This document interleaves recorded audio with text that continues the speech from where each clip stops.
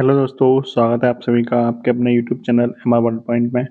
ये practice set number 16 है जो कि NTPC के लिए स्टेज 1 के लिए प्रैक्टिस सेट है। तो चलिए शुरू करते हैं आज का प्रैक्टिस सेट। देखिए पहला क्वेश्चन क्या है। देखिए क्वेश्चन दिया है, नीचे दिए गए प्रश्न में दिए गए विकल्पों में से संबंधित शब्द अथवा अक्षर चुनिए। भविष्यवाणी का संबंध भविष्य से है तो खेद का संबंध किससे होगा। देखिए भविष्यवाणी किसके बारे में बताती है, तो भविष्य के बारे में बताती है। और खेद किसके बारे में होता है, तो इसका ऑप्शन है अतीत, वर्तमान, अपराध और समय। तो खेद जो होता है वो किसके बारे में व्यतीत करते हैं, तो अतीत के बारे में, यानी जो भूतकाल में जो घटना होती है उसके बारे में हम खेद व्यक्त करते हैं। ठीक है, तो खेद का संबंध किससे हो जाएगा, अतीत से हो जाएगा। नेक्स्ट देखिए, यहाँ पे दे रखा है टेडपोल। टेडपोल का संबंध किससे होगा, जिस प्रकार कैटरपिलर का संबंध तितली से है। देखिए कैटरपिलर क्या होती है, तितली का मतलब पूर्ववर्ती रूप होता है। तितली का जो एक तरह से कह सकते हैं जो बच्चा होता है वो कैटरपिलर कहलाता है। ठीक है, ऐसे ही टेडपोल किसका बच्चा होता है, तो टेडपोल होता है मेढक का। किसका होता है, मेढक का। यानी कि मेढक शुरू में टेडपोल की अवस्था में होता है, फिर मेढक की अवस्था में आता है। तो तितली होती है पहले कैटरपिलर की अवस्था में होती है, फिर तितली बनती है। ठीक है, नेक्स्ट क्वेश्चन देखिए। दो व्यक्ति एक कार्य को 200 रुपये में करने का उत्तरदायित्व लेते हैं। अकेला एक व्यक्ति इसे 6 दिन में कर सकता है, दूसरा 8 दिन में कर सकता है और एक लड़के की सहायता से वे इसे 3 दिन में पूरा कर सकते हैं। तो लड़के का कितना हिस्सा होगा, लड़के का भाग बताना है कितना होगा। तो जिस जिस मतलब जिस जो इनकी क्षमता होगी काम करने की, उसी अनुपात में ये धन बटेगा 200 रुपये। तो उन्होंने कितना कितना काम किया है वो देख लेते हैं। देखिए देखिए एक कर रहा है 6 दिन में, पहला वाला कर रहा है 6 दिन में, मान लेते हैं ए है ये, और जो दूसरा है बी वो कर रहा है आपका 8 दिन में कर रहा है पूरा काम।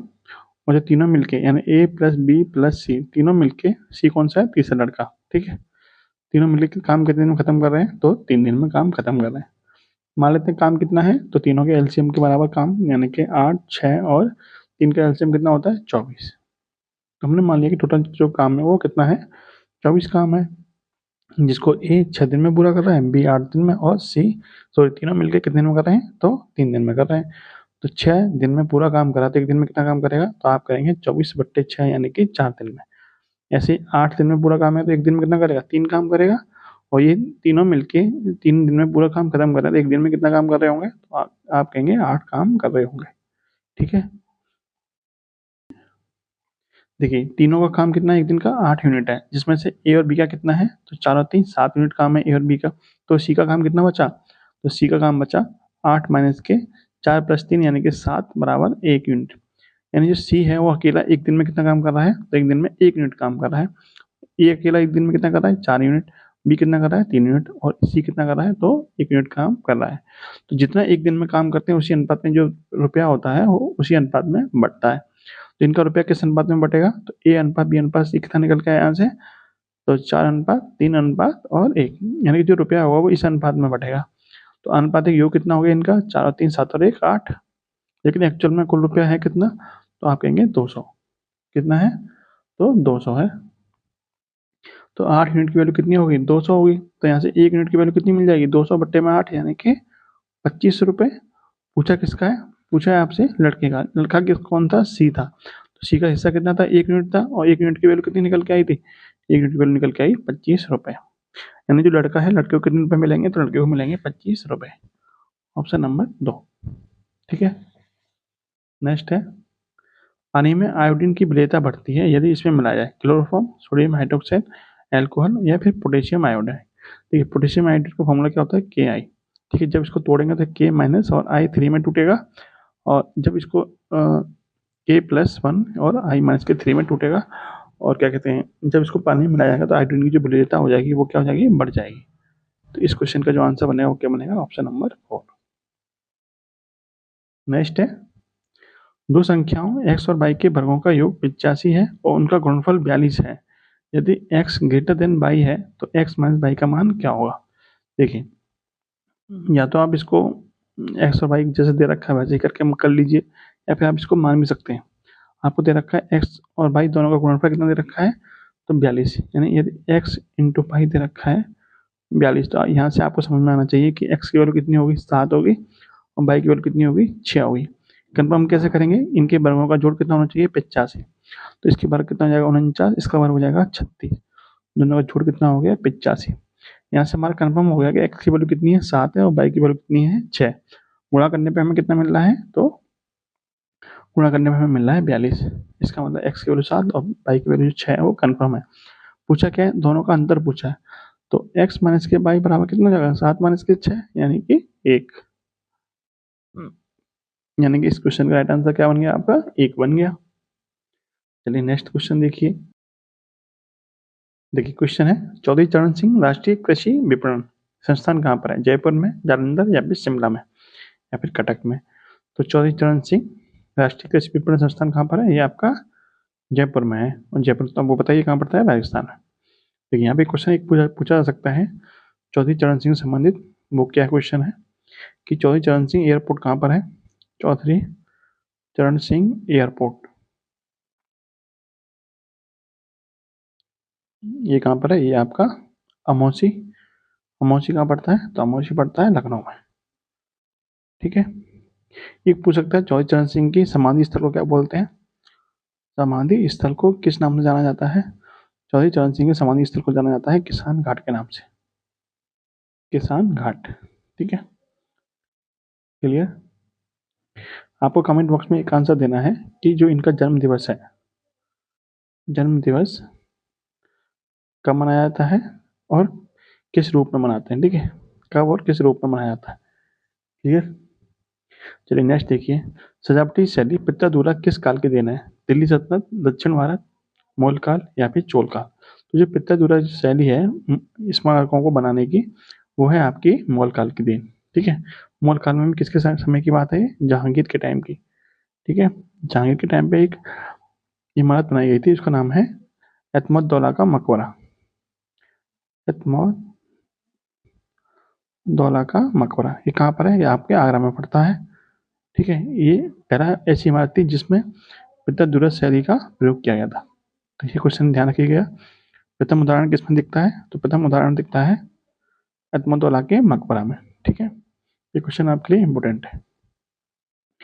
चलिए नेक्स्ट देखिए, वह बड़ी से बड़ी संख्या जिसके द्वारा संख्याओं 1657 और 2037 को भाग देने पर क्रमशः 6 और 5 शेष पर रहे हैं, तो होगी वो संख्या कौन सी होगी। तो देखिए सॉल्व करते हैं इसको। देखिए इस तरह के सवाल में कैसे करते हैं कि जो संख्या दे रखी है आपको, जैसे 1657 दे रखी है, इसमें जब भाग दे रहे हैं तो शेष पर कितना बच रहा है, 6 बच रहा है। और 2037 में जब हम भाग कर रहे हैं तो शेष पर हमारा कितना बच रहा है, 5 बच रहा है। इसको आप घटाइए, तो घटाएंगे तो कितना बचेगा, 1651 बचेगा। इसमें से घटाएंगे तो ये बचेगा आपका 2032। ठीक है, अब जो संख्या निकल के आई आपको इनका एचसीएफ निकालना है। क्या निकालना है, इनका एचसीएफ। ठीक है, तो एचसीएफ कैसे निकालते हैं, एचसीएफ निकालने के लिए इन दोनों का डिफरेंस कर दीजिए। 1651 और 2032 का डिफरेंस यानी अंतर, तो कितना होगा, 2032 में से 1651 घटा दीजिए, कितना आएगा, तो एक बचेगा यहाँ पे, यहाँ बचेगा आपका 13 में से 5 के तो 8, और यहाँ बचेगा आपका 9 में से 6 गए तो 3। ठीक है, यानी 381 बचेगा आपका। ठीक है, क्लियर, 381 बचेगा।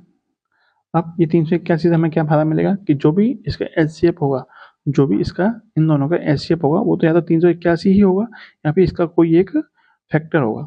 ठीक है, तो अब चेक कर लेते हैं ऑप्शन से कि 127 से 381 कटेगा, तो आप कहेंगे कटेगा। क्या 133 से 381 कटेगा, 133 से 381 आपका नहीं कटेगा, तो ये हमारा आंसर नहीं होगा। देखिए 5 से कटने के लिए इकाई अंक 5 होना चाहिए, तो ये भी नहीं कटेगा।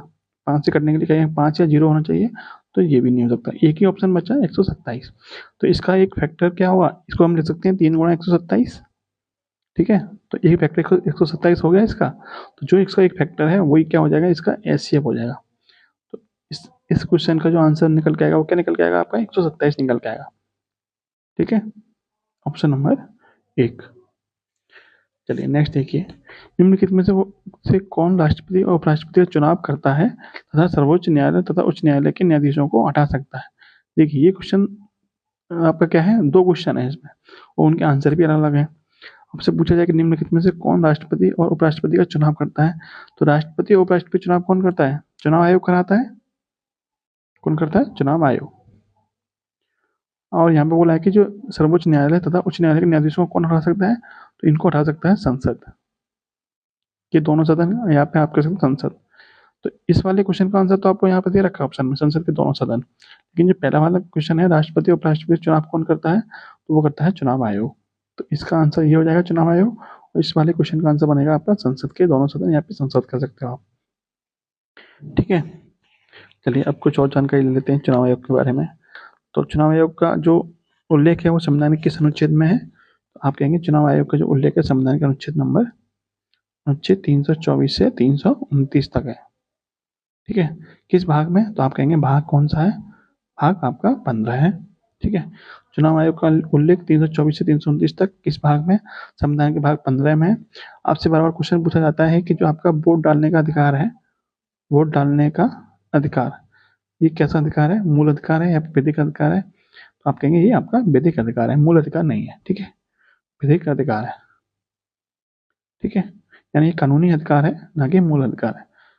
ठीक है, और इसमें आपको पूछा जा सकता है कि जो अभी चुनाव आयोग के चुनाव आयुक्त हैं, मुख्य चुनाव आयुक्त हैं, वो कौन है, तो चीफ इलेक्शन कमिश्नर, सीसी कौन है, सीसी अभी वर्तमान में कौन है, राजीव कुमार।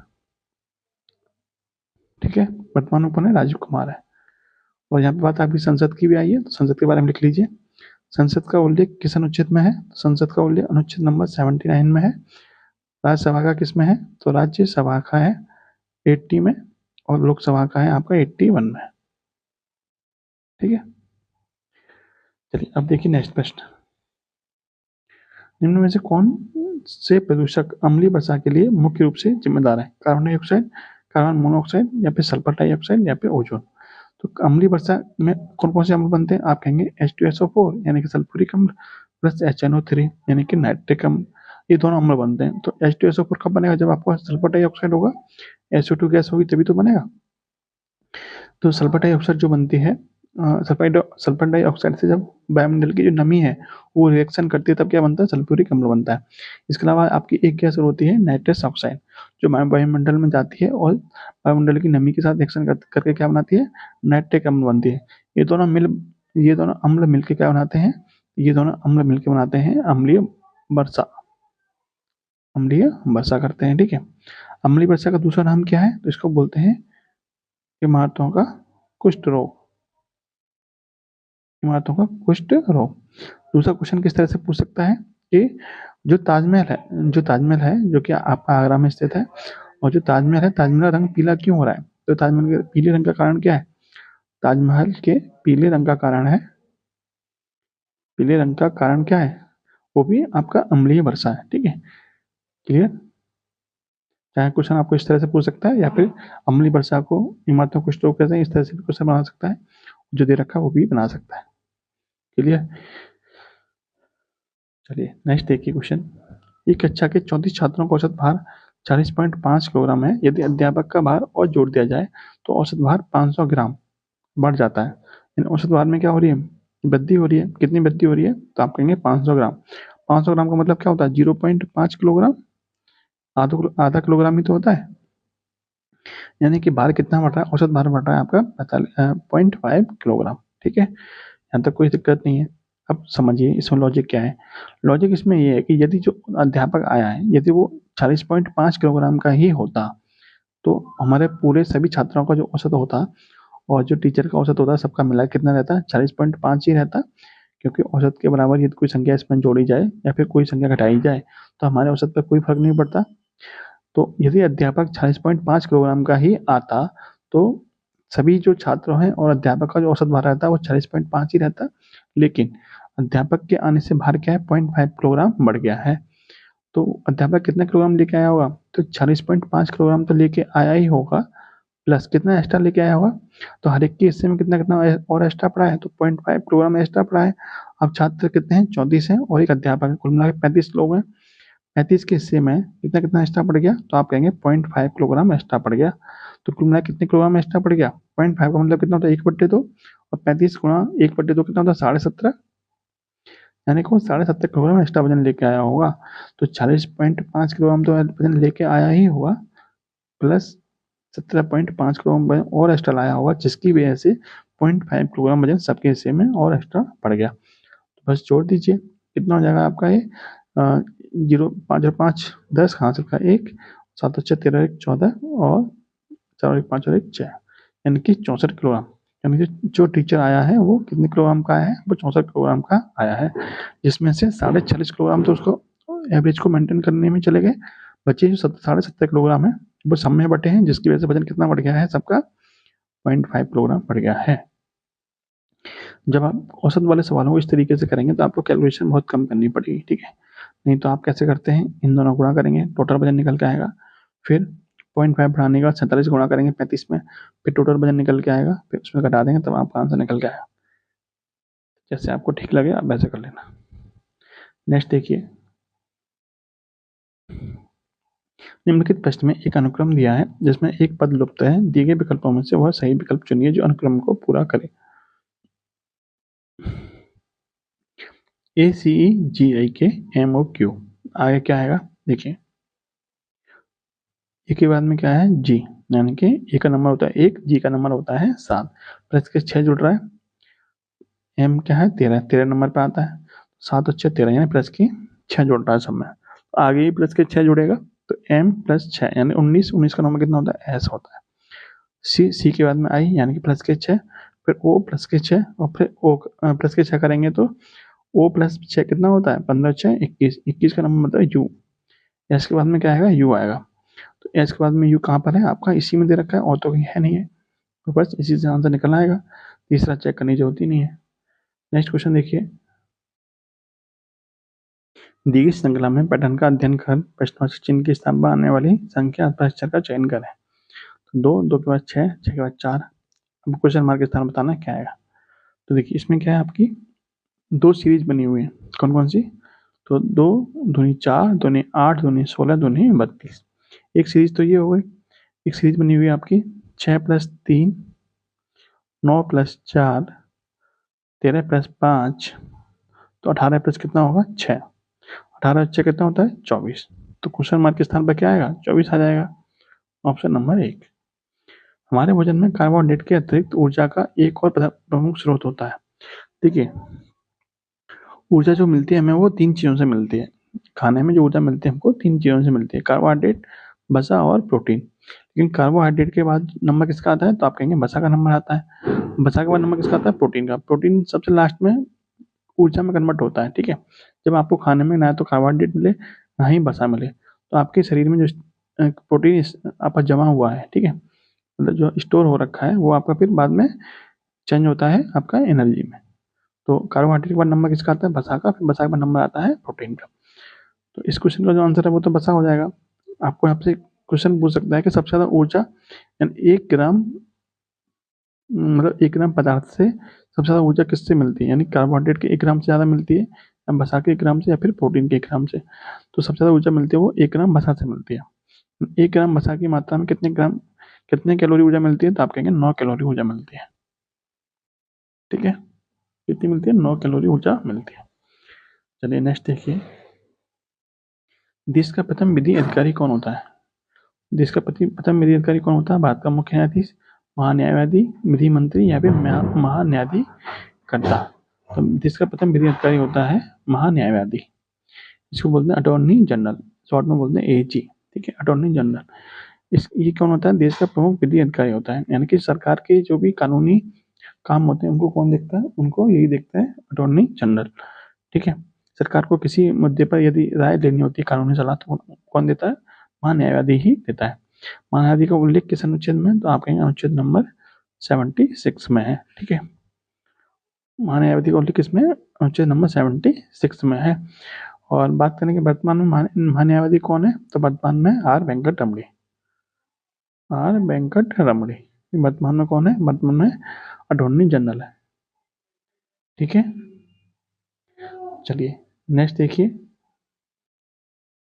नीति आयोग का अध्यक्ष कौन होता है, तो ये तो मैंने आपको बताया रखा है, कई बार बताया है कि नीति आयोग का अध्यक्ष कौन होता है, भारत का जो वर्तमान प्रधानमंत्री होगा वही नीति आयोग का अध्यक्ष होगा, ठीक है। नीति आयोग का अध्यक्ष कौन होगा, भारत का प्रधानमंत्री। बात करें नीति आयोग की, तो नीति आयोग की स्थापना कब हुई थी, 1 जनवरी 2015 को हुई थी, ठीक है।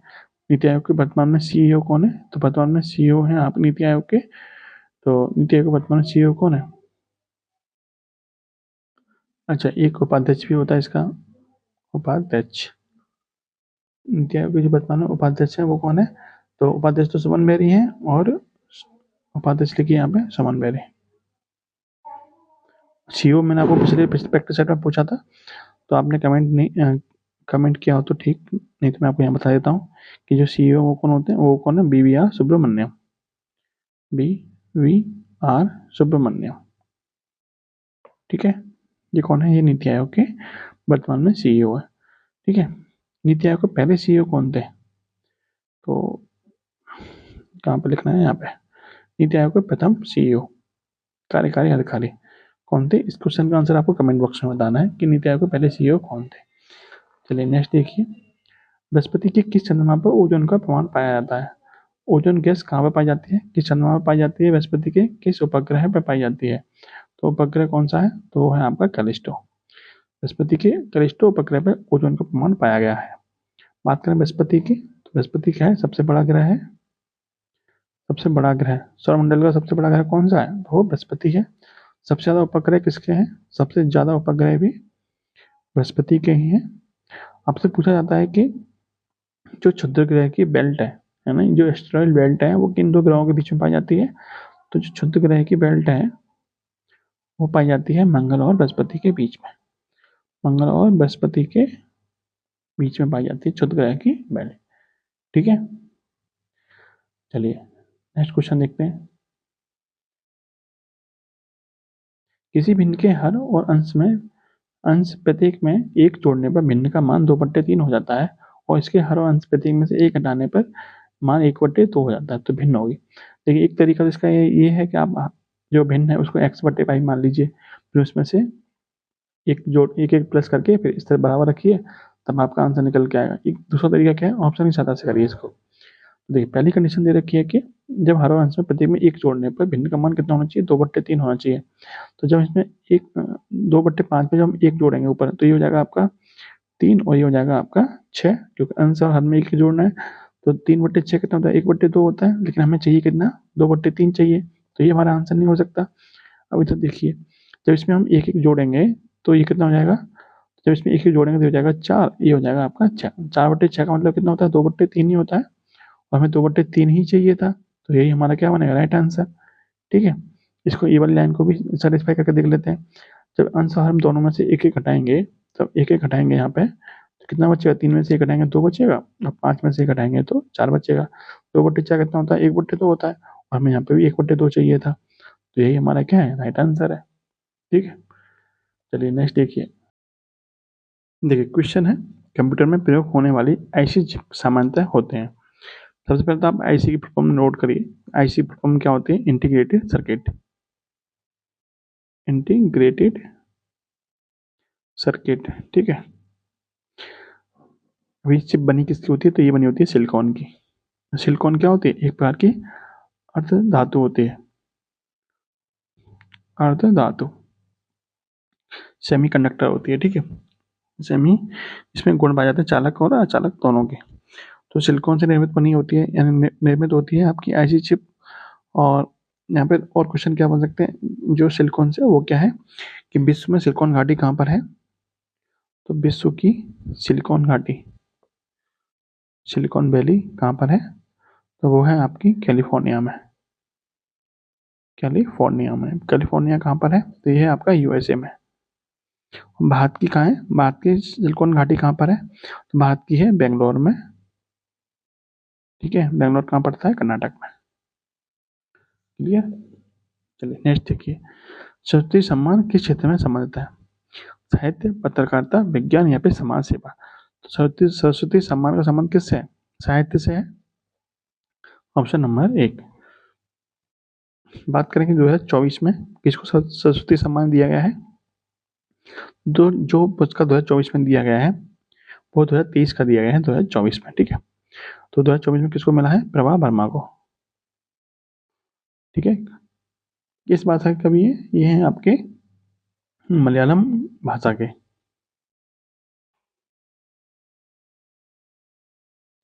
ठीक है, चलिए, आपसे यही पूछ लिया जाए कि जो सरस्वती सम्मान है वो कितनी भाषाओं में दिया जाता है, तो ये दिया जाता है आपका 22 भाषाओं में।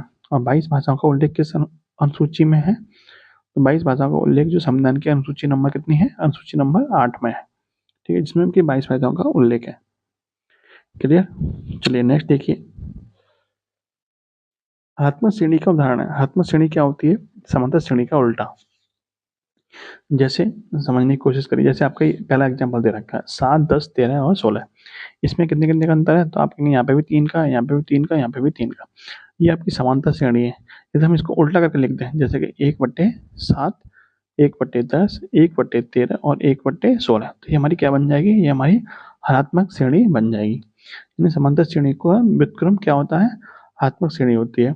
अब ऐसा एग्जाम्पल देखिए जो इसका उल्टा करने पर हमें समांतर श्रेणी मिल जाए, तब तो वो हरात्मक श्रेणी निकल के आएगी। तो इसको चेक करिए, जैसे 1 है, इसको 1/1 लिख सकते हैं, 1/4, 1/7, 1/10। यहाँ पे गैप देखिए, यहाँ पे 3 का, यहाँ पे 3 का, यहाँ पे 3 का है। तो नीचे वाली संख्या आपकी समांतर श्रेणी में दे रखी है। नीचे वाली संख्या क्या है, समांतर श्रेणी में। यदि इसका जो उल्टा होगा वही तो आपका हरात्मक श्रेणी होती है। देखिए, यदि 1, 4, 7, 10, 1, 4, 7, 10 ये आपका क्या है, समांतर श्रेणी में है। इसका उल्टा ही तो दे रखा है ये, तो ये आपका किस में होगा, हरात्मक श्रेणी में होगा, नहीं होगा। तो हरात्मक श्रेणी का उदाहरण क्या हो जाएगा आपका, ऑप्शन नंबर 2। विश्व की सबसे लंबी पर्वतमाला कौन सी है, बात हो रही है लंबी की। ठीक है, पर्वतमाला से 4 तरह के क्वेश्चन बनते हैं आपके। कौन कौन से, लंबी, सबसे लंबी कौन सी है, सबसे ऊंची कौन सी है, सबसे चौड़ी कौन सी है, और आपका कौन कौन सा हो गया, लंबी, चौड़ी। अच्छा, फिलहाल 3 ही बनते हैं, 3 नोट कर लीजिए। सबसे लंबी कौन सी है, वो है आपकी एंडीज। ये कहाँ पड़ती है, दक्षिण अमेरिका महाद्वीप में। ठीक है। अच्छा हाँ, एक क्वेश्चन और ध्यान आ गया, सबसे लंबी, सबसे ऊंची, सबसे चौड़ी और सबसे पुरानी। 4 बनते हैं आपके क्वेश्चन। तो सबसे लंबी आपकी कौन सी होगी, दक्षिण अमेरिका। बात करें सबसे चौड़ी कौन सी है, सबसे चौड़ी, या आप कह सकते हो सबसे बड़ी, बड़ी भी इसको कह सकते हो। सबसे बड़ी कौन सी है, तो रॉकीज है। सबसे ऊंची कौन सी है, सबसे ऊंची, सबसे ऊंची कौन सी, हिमालय, क्योंकि माउंट एवरेस्ट जो सबसे ऊंचा पर्वत है वो हिमालय, हिमालय पर्वत श्रृंखला में ही है। और सबसे पुरानी कौन सी है, सबसे पुरानी है आपकी अरावली। ठीक है, सबसे पुरानी पर्वत श्रृंखला कौन सी है, अरावली पर्वत श्रृंखला। क्लियर। चलिए नेक्स्ट देखिए। अच्छा, आपको ये तो पता ही होगा कि रॉकी जो पर्वत श्रृंखला है वो कहाँ पे, उत्तरी अमेरिका महाद्वीप में, उत्तरी अमेरिका में। हिमालय तो आपको पता ही है, अरावली आपका कहाँ है, राजस्थान में पड़ता है, राजस्थान में। चलिए नेक्स्ट देखते हैं, किस क्रांतिकारी नेता ने अपना अंतिम समय रामकृष्ण मिशन के स्वामी के रूप में व्यतीत किया था, रामकृष्ण मिशन के स्वामी के रूप में। ऑप्शन है अजीत सिंह, अरविंद घोष, जतीन्द्रनाथ बंदोपाध्याय, हेमचंद कनगो। तो रामकृष्ण मिशन के स्वामी के रूप में व्यतीत किया था जतीन्द्रनाथ बंदोपाध्याय ने।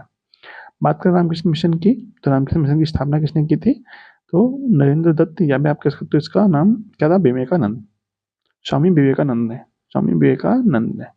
ठीक है, स्वामी विवेकानंद जी ने रामकृष्ण मिशन की स्थापना की थी। और विवेकानंद का बचपन का नाम क्या था, तो बचपन का नाम आपको कमेंट करना है कि इनके बचपन का नाम क्या था।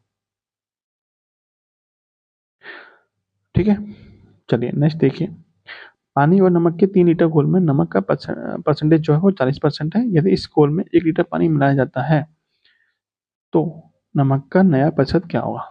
देखते हैं इस क्वेश्चन को। देखिए, 3 लीटर घोल है टोटल पानी और नमक का। 3 लीटर को आप मान सकते हो, 3 लीटर को हम जब मिलीलीटर में चेंज करेंगे तो कितना होता है, 3000 ml। ठीक है, यही होता है मिलीलीटर। अब 3000 ml में से नमक कितना है, 40% है। तो नमक की मात्रा कितनी हो जाएगी, आप कहेंगे 3000 ml का 40%, 3000 का 40% कितना हो जाएगा, तो आप कहेंगे 3 चौक 12 यानी कि 1200 ml। ठीक है, अब मिलाया क्या जाता है, तो एक घोल में 1 लीटर पानी और मिलाया जाता है।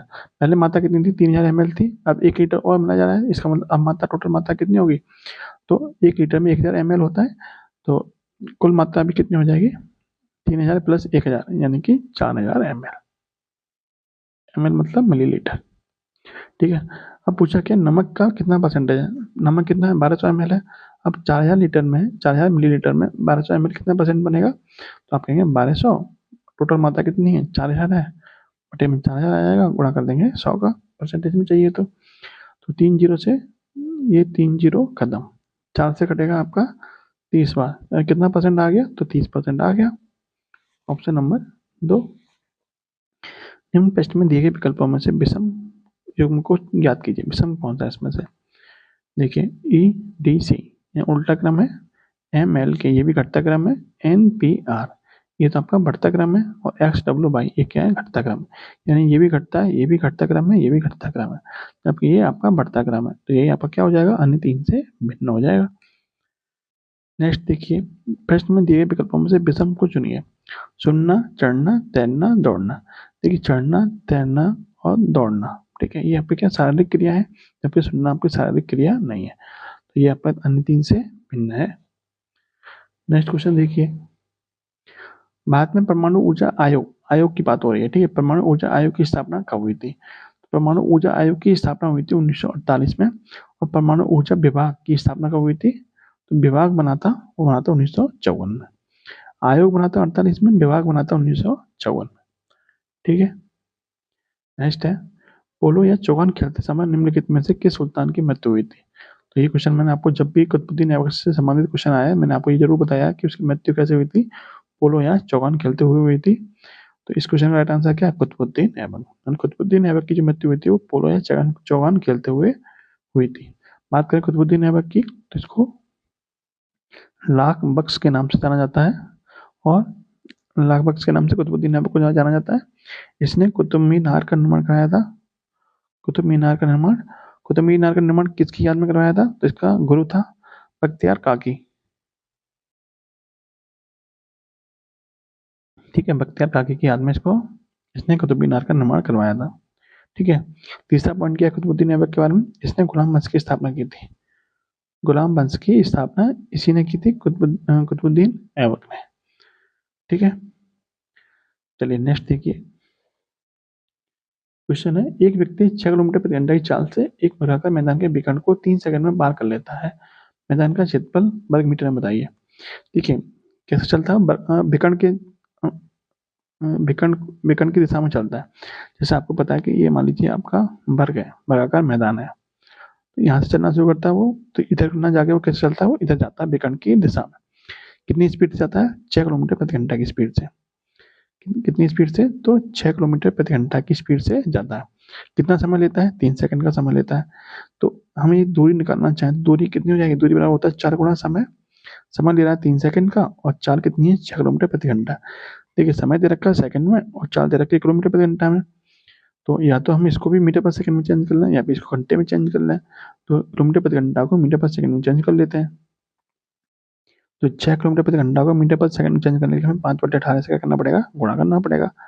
तो 6 से कटेगा 3 बार, कितना आ गया? 5/3 मीटर प्रति सेकंड, ठीक है। अब 4 मिल गई हमको, समय मिल गया। अब हमें चाहिए क्या? दूरी चाहिए। दूरी बराबर क्या होता है? 4 गुणा समय। तो दूरी बराबर क्या होता है? 4 गुणा समय। दूरी यानी कि विकर्ण। विकर्ण बराबर क्या हो जाएगा? विकर्ण निकालने के लिए हमें 4 और समय का गुणा करना पड़ेगा। 4 कितनी है? 5/3। समय कितना है? 3 है। 3 से 3 खत्म, कितना बचा? 5। यानी ये दूरी हमको मिल गई, कितनी मिल गई? 5 मीटर, ठीक है। कितनी मिल गई? 5 मीटर मिल गई। अब पूछा क्या है? मैदान का क्षेत्रफल पूछा है। तो ये क्या है? वर्गाकार मैदान है। आपको पता है कि जो वर्ग होता है, वर्ग का विकर्ण बराबर क्या होता है? वर्ग का विकर्ण बराबर होता है भुजा रूट 2। भुजा रूट 2, ठीक है। भुजा गुणा रूट 2 यही होता है। और ये किसके बराबर दे रखा? विकर्ण कितना निकल के आया था? 5 निकल के आया था। तो ये बराबर हो जाएगा 5 के। तो यहाँ से भुजा कितनी निकल के आ जाएगी? वर्ग की भुजा निकल के आ जाएगी 5/√2, ठीक है। अब चाहिए क्या हमको चाहिए क्षेत्रफल। किसका चाहिए? तो मैदान का। मैदान क्या है? वर्गाकार है। और वर्ग का क्षेत्रफल क्या होता है? भुजा की पावर 2, यही होता है भुजा का स्क्वायर। भुजा कितनी है? 5/√2। 5/√2, 5/√2 दो बार लिखा जाएगा क्योंकि पावर 2 है। जब इन दोनों गुणा करेंगे तो 25, और √2 का √2 में गुणा करेंगे 2 आ जाएगा। 25/2 कितना होता है? 12.5। इसका क्षेत्रफल कितना निकल के आ गया? 12.5 स्क्वायर मीटर।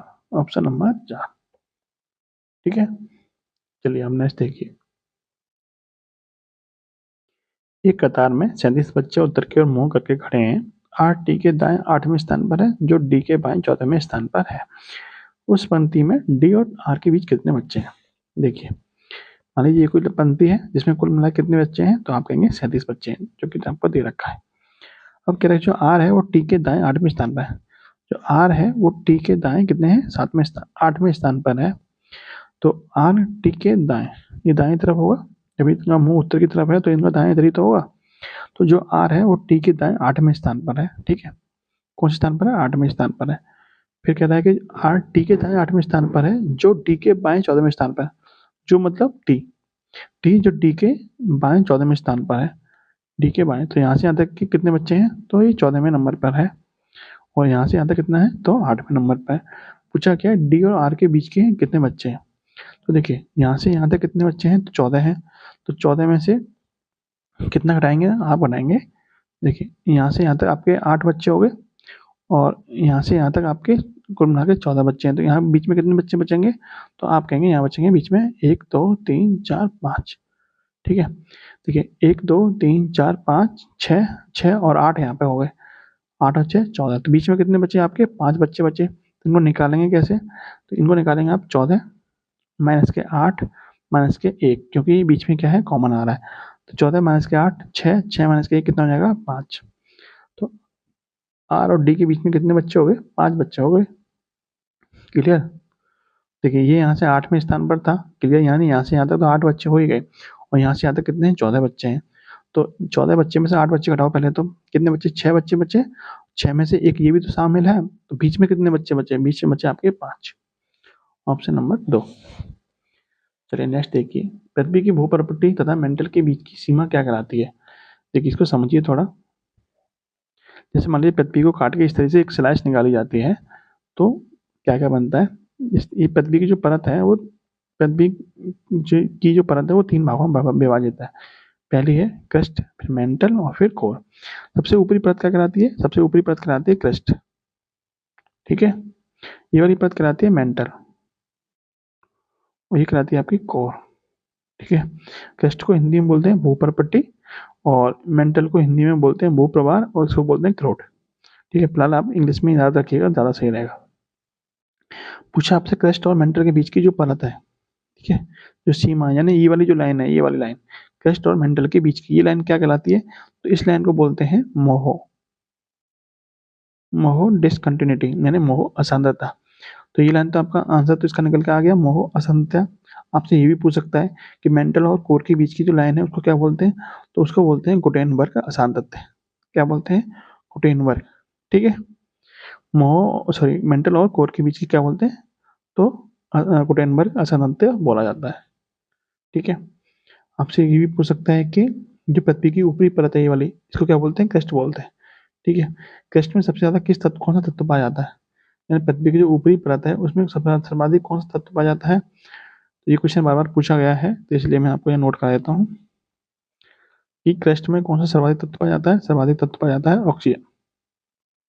सर्वाधिक तत्व कौन सा पाया जाता है, तत्व की बात होगी तो ऑक्सीजन, और यदि आपको धातु पूछा जाए तो धातु मिलेगी आपको एल्यूमिनियम। ठीक है, लेकिन तत्व पूछा जाए तो ऑक्सीजन, धातु पूछा जाए तो एल्यूमिनियम। क्लियर। चलिए अब देखते हैं नेक्स्ट।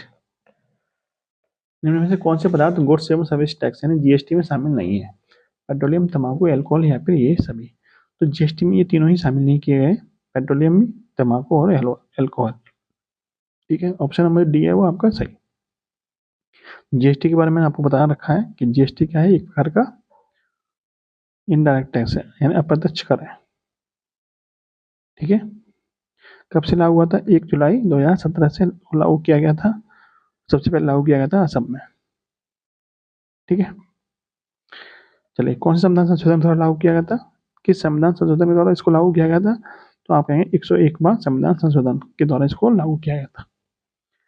नेक्स्ट देखिए, यदि एक पोल की समतल धरती पर छाया की लंबाई पोल की लंबाई से 2 गुनी है, तो सूर्य का उन्नयन कोण कितना होगा। आपसे बोला, मान लीजिए कोई पोल है, इसकी छाया बन रही है धरती पर, वो इसकी लंबाई की 2 गुनी है, यानी यदि x है तो ये कितना है, 2x है। पूछा क्या, इसका उन्नयन कोण पूछा, यानी ये पूछा, ये कौन मान लेते हैं हम, थीटा है। तो थीटा की वैल्यू पूछिए, तो थीटा की वैल्यू कितनी हो जाएगी, आपको पता है कि टेन थीटा बराबर क्या होता है, टेन थीटा बराबर लंब बटे आधार, यानी कि x अपॉन में 2x, x से x खत्म एक बार, 1/2।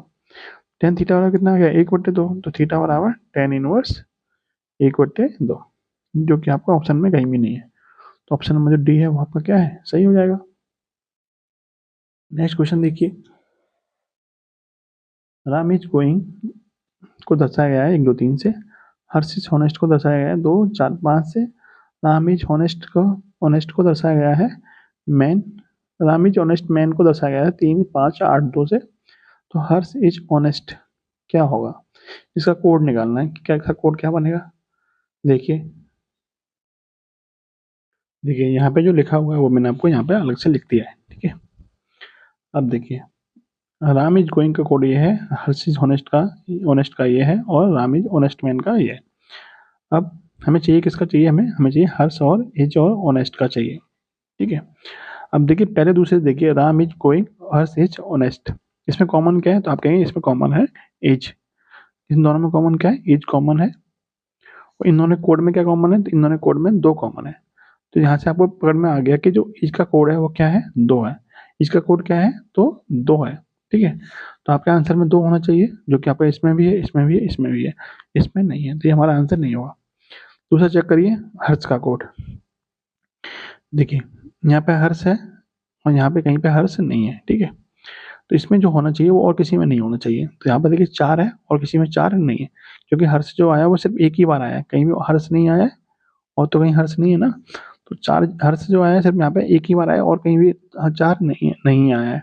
तो हर्ष का कोड यहाँ से पता चल जाएगा आपको, हर्ष का जो कोड है वो क्या है, 4 है। तो आपके आंसर में 2 भी होना चाहिए और 4 भी होना चाहिए, 2 भी होना चाहिए और 4 भी होना चाहिए।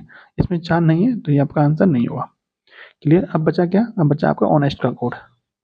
देखिए ऑनेस्ट यहाँ पर है, ऑनेस्ट यहाँ पर है, इन दोनों में कॉमन क्या है, इन दोनों में के कोड में कॉमन है आपका 5। क्या कॉमन है, इन दोनों कोड में कॉमन है 5, ठीक है। तो ऑनेस्ट का कोड कितना हो गया, ऑनेस्ट का कोड हो गया आपका 5, ठीक है। ऑनेस्ट का कोड क्या हो गया, ऑनेस्ट का कोड हो गया आपका 5, जो कि आपका सिर्फ ऑप्शन नंबर 1 में दिया हुआ है, ठीक है। ऑप्शन नंबर 1 आपका क्या है, राइट आंसर। इस तरीके से इसको सॉल्व किया जाता है। चलिए नेक्स्ट देखिए, लक्ष्मण अपने घर से 15 किलोमीटर पश्चिम में गया, फिर बाएं मुड़कर 20 किलोमीटर गया। चलिए इसको बना लेते हैं। लक्ष्मण अपने घर से 15 किलोमीटर पश्चिम में गया, तो आपको पता है डायरेक्शन तो आपकी ये रहती है, ये पूरब होता है पश्चिम, ये उत्तर और ये दक्षिण। मान लीजिए यहाँ से चलना शुरू करता है, पश्चिम में कितना जा रहा है, 15 किलोमीटर जा रहा है, ठीक है। फिर बाएं मुड़कर कितना चलता है, 20 किलोमीटर, बाएं मुड़ेगा इधर जाएगा, कितना चलेगा 20 किलोमीटर। फिर वह पूरब की ओर मुड़ा और 25 किलोमीटर चला, कितना चला 25 किलोमीटर। यहाँ से यहाँ तक की दूरी 15 तो हो गई, 10 किलोमीटर और चल जाएगा, ठीक है, तभी तो 25 बनेगा, ठीक है। अंत में बाएं मुड़ा और 20 किलोमीटर चला, अंत में बाएं मुड़ गया और कहाँ चल गया, 20 किलोमीटर चल गया, क्योंकि ये दूरी 20 है तो ये इसके बराबर ही चलेगा, यानी इस लाइन में आ जाएगा आपका सीधा सीधा। वह अपने घर से कितनी दूर पर है, उसका घर यहाँ पे था, यहाँ से यहाँ तक की दूरी कितनी होगी, जितनी यहाँ से यहाँ तक की दूरी होगी, कितनी है यहाँ से यहाँ तक की दूरी 10 है, तो यहाँ पे दूरी कितनी होगी 10 ही होगी। वो अपने घर से कितनी किलोमीटर दूरी पर है, तो 10 किलोमीटर की दूरी पर है, ठीक है। Option number b. Bharatiya Rashtriya Congress के प्रथम सत्र की अध्यक्षता किसने की थी। देखिए भारतीय राष्ट्रीय कांग्रेस के बारे में आपको बहुत डिटेल में बताया हुआ है, तो थोड़ा इंपॉर्टेंट जो चीजें हैं वो आप यहाँ पे नोट कर लीजिए। जैसे भारतीय राष्ट्रीय कांग्रेस के प्रथम सत्र की अध्यक्षता की थी बदरुद्दीन तैयब, सॉरी व्योमेश चंद्र बनर्जी ने, किसने की थी, व्योमेश चंद्र बनर्जी ने, WC बनर्जी ने इसकी अध्यक्षता की थी। बात करें इंडियन नेशनल कांग्रेस यानी भारतीय राष्ट्रीय कांग्रेस की, तो इसकी स्थापना कब हुई थी, 1885 में इसकी स्थापना हुई थी। किसने की थी, तो A.O. ह्यूम ने इसकी अध्यक्षता की थी। A.O. ह्यूम का फुल फॉर्म क्या है, एलन ऑक्टेवियन ह्यूम, ठीक है। जिस समय इसकी अध्यक्षता की थी उस समय वायसराय कौन था, भारत का वायसराय कौन था, तो उस समय भारत का वायसराय था डफरेन, ठीक है।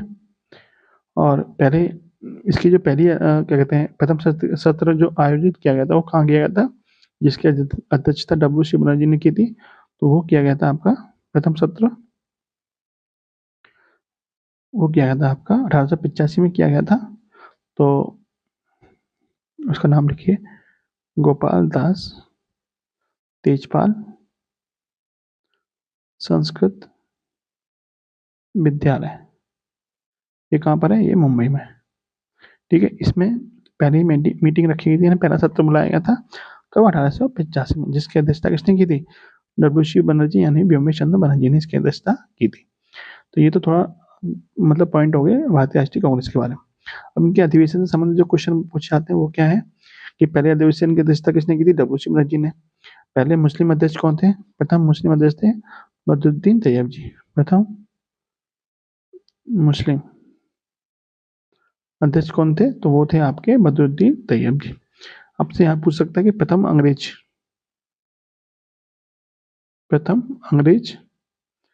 या फिर प्रथम यूरोपियन व्यक्ति कौन था जिसने भारतीय राष्ट्रीय कांग्रेस की अध्यक्षता की थी? वो थे जॉर्ज यूले। George Yule. इसके अलावा आपसे पूछ सकता है कि जो सबसे ज्यादा बार इसकी अध्यक्षता किसने की थी? सर्वाधिक बार अध्यक्षता किसने की थी? वो की थी दादाभाई नौरोजी ने। दादाभाई नौरोजी ने इसकी सबसे ज्यादा बार अध्यक्षता की थी। आपसे पूछा है कि पहली महिला कौन थी जिसने भारतीय राष्ट्रीय कांग्रेस के अधिवेशन को संबोधित किया था? तो उनका नाम था, देखिए नाम लिखिए आप, आपने नाम नहीं सुना होगा पहले कभी। यानी प्रथम महिला जिसने भारतीय राष्ट्रीय कांग्रेस यानी आईएनसी इंडियन नेशनल कांग्रेस को संबोधित किया था, वो कौन थी? कादम्बिनी गांगुली। कादम्बिनी गांगुली। ठीक है। आपको ये तो पता ही होगा पहली महिला अध्यक्ष कौन थी? प्रथम महिला अध्यक्ष थी एनी बेसेंट। और प्रथम भारतीय महिला अध्यक्ष कौन थी? तो प्रथम भारतीय महिला सरोजिनी नायडू। ठीक है। चलिए ये सारे पॉइंट थे इसके बारे में। अब देखिए नेक्स्ट क्वेश्चन है, नीचे दिए गए विकल्पों में से लुप्त संज्ञा ज्ञात कीजिए। क्वेश्चन मार्क के स्थान बताना आपको क्या आएगा? 9, 11, 13, 90, 132। तो इसमें जो कोडिंग की गई है वो सामने सामने की गई है। 9 से 90, 11 से 132, 13 से कितना आएगा? तो जब हम 9 का वर्ग करते हैं तो 9 का वर्ग प्लस 9 करते हैं तो कितना मिलता है हमको? 90। ठीक है, यानी इसके सामने वाली संख्या हमको मिल जाती है। 11 का वर्ग करते हैं तो 11 का वर्ग प्लस 11 कितना मिलता है हमको? 132 मिलता है, जो कि इसके सामने वाली संख्या मिल जाती है। इसके सामने वाली संख्या कैसे मिली हमको? 13 का वर्ग प्लस 13 कर देंगे। 13 का वर्ग कितना होता है? 169 प्लस 13 कितना होता है? 182। इसके सामने संख्या कितनी आएगी? 182 आएगी। Option number 3। ठीक है। नेक्स्ट क्वेश्चन देखिए, 2011 की जनगणना से संबंधित अतिरिक्त धार्मिक आंकड़ों के अनुसार भारत के किस समुदाय में सबसे कम लिंगानुपात है? बौद्ध, सिख, जैन या फिर मुस्लिम? सबसे कम लिंगानुपात किस में है? सबसे कम है आपका सिख में। ठीक है। सबसे ज्यादा किस में है? सबसे ज्यादा है आपका ईसाई में। लिंगानुपात कितना है? 1023। लिंगानुपात का मतलब क्या होता है? 1000 पुरुषों पर महिलाओं की संख्या। ठीक है। सबसे ज्यादा लिंगानुपात किस धर्म में है? तो ईसाई धर्म में। सबसे कम किस में? सिख में। बात करें सबसे ज्यादा साक्षरता किस धर्म की है? साक्षरता के मामले में सर्वाधिक साक्षर धर्म कौन सा है? सबसे ज्यादा साक्षरता वाला धर्म है आपका जैन धर्म। ठीक है। सबसे ज्यादा है और सबसे कम किस में है? सबसे कम साक्षरता किस में है? सबसे कम में है मुस्लिम। ठीक है। ये बात हो रही है 2011 के अनुसार। अब आपसे 2011 जनगणना से संबंधित और कोई क्वेश्चन पूछ सकता है। वो पूछ सकता है कि 2011 की जनगणना का ध्येय वाक्य क्या था? मोटो क्या था? तो उसका मोटो था हमारी जनगणना हमारा भविष्य। हमारी जनगणना हमारा भविष्य। ठीक है। 2011 जनगणना के जनगणना आयुक्त कौन थे? जनगणना आयुक्त थे चंद्रमौली। चूंकि अभी क्या चल रहा है? 2024 चल रहा है और 2011-21 की जनगणना भी लगभग कंप्लीट हो चुकी है, बस डेटा नहीं आया है। तो 2021 की जनगणना के जनगणना आयुक्त भी लिख लीजिए आप। 2021 की जनगणना के जनगणना आयुक्त कौन है? तो उनका नाम है मृत्युंजय कुमार नारायण। मृत्युंजय कुमार नारायण। ठीक है। ये कौन है? ये 2021 की जनगणना के जनगणना आयुक्त है। क्लियर। अब नेक्स्ट क्वेश्चन देखिए, यदि एबीसीडी एक चक्रीय चतुर्भुज हो जिसका कोण ए 50 अंश का है, बी 80 अंश का है, तो सी और डी कितने अंश के होंगे? देखिए चक्रीय चतुर्भुज का मतलब क्या है कि ऐसा चतुर्भुज जिसके चारों शीर्ष हैं वो किसी वृत्त की परिधि पर स्थित है। ठीक है। इसको मान लेते हैं ए, इसको बी, इसको सी और इसको डी। ये कितना है? 50 है। ये कितने अंश का है? 50 का। बी कितना है? ये 80 का है। पूछा क्या सी और डी कितने का होगा? तो जब कोई चक्रीय चतुर्भुज होता है तो उसके आमने सामने कोणों का योग कितना होता है? आमने सामने कोणों का योग 180 अंश होता है। तो जब ये 50 का है तो कितने का होगा? 130 का होगा। ये 80 का तो ये कितने का होगा? 100 का होगा। तो सी और डी की वैल्यू कितनी होगी? 130 और 100। Option number 2। चलिए नेक्स्ट देखिए, कौन सी दो चिन्हों का आपस में बदलने पर निम्न समीकरण सही बनेगी? प्लस व माइनस को, माइनस और डिवाइड को, या फिर इसको। तो देखिए जब इस तरह के सवाल होते हैं तो आपको इसमें ऑप्शन को उठा के ही इसको सॉल्व करना होता है। ठीक है, ऑप्शन उठाने का मतलब कि आपको इसमें सारे ऑप्शन ही चेक करने पड़ेंगे, इसकी कोई ट्रिक नहीं होती है। तो एक एक करके चेक करते हैं। जब हम पहले वाले को चेक करेंगे तो हमारे इसमें आंसर नहीं आएगा। ठीक है, क्योंकि मैंने इसको चेक करके देखा था। जब आपके सामने इस तरह क्वेश्चन आएगा तो आपको भी करना ही पड़ेगा। ठीक है, मैं आपको यहाँ पे करके नहीं बता रहा क्योंकि टाइम बचेगा। क्योंकि मैंने चेक करके देख लिया है इसको। दूसरे वाले को लेके देखते हैं। ठीक है, इसका आंसर जो है वो दूसरा वाला ही है। इसको लेके चेक करते हैं क्या ये सही बैठा है कि नहीं बैठा। तो देखिए 5 + 3 × 8 - 12 डिवाइड बाई 4 बराबर 3 आना चाहिए था। किसके को चेंज करवाया इसने? माइनस वो डिवाइड को। तो 5 + 3 × 8 माइनस की जगह डिवाइड आ जाएगा और डिवाइड की जगह कितना आ जाएगा? माइनस आ जाएगा। ये वाला समीकरण जो है वो 3 के बराबर होना चाहिए। चेक कर लीजिए।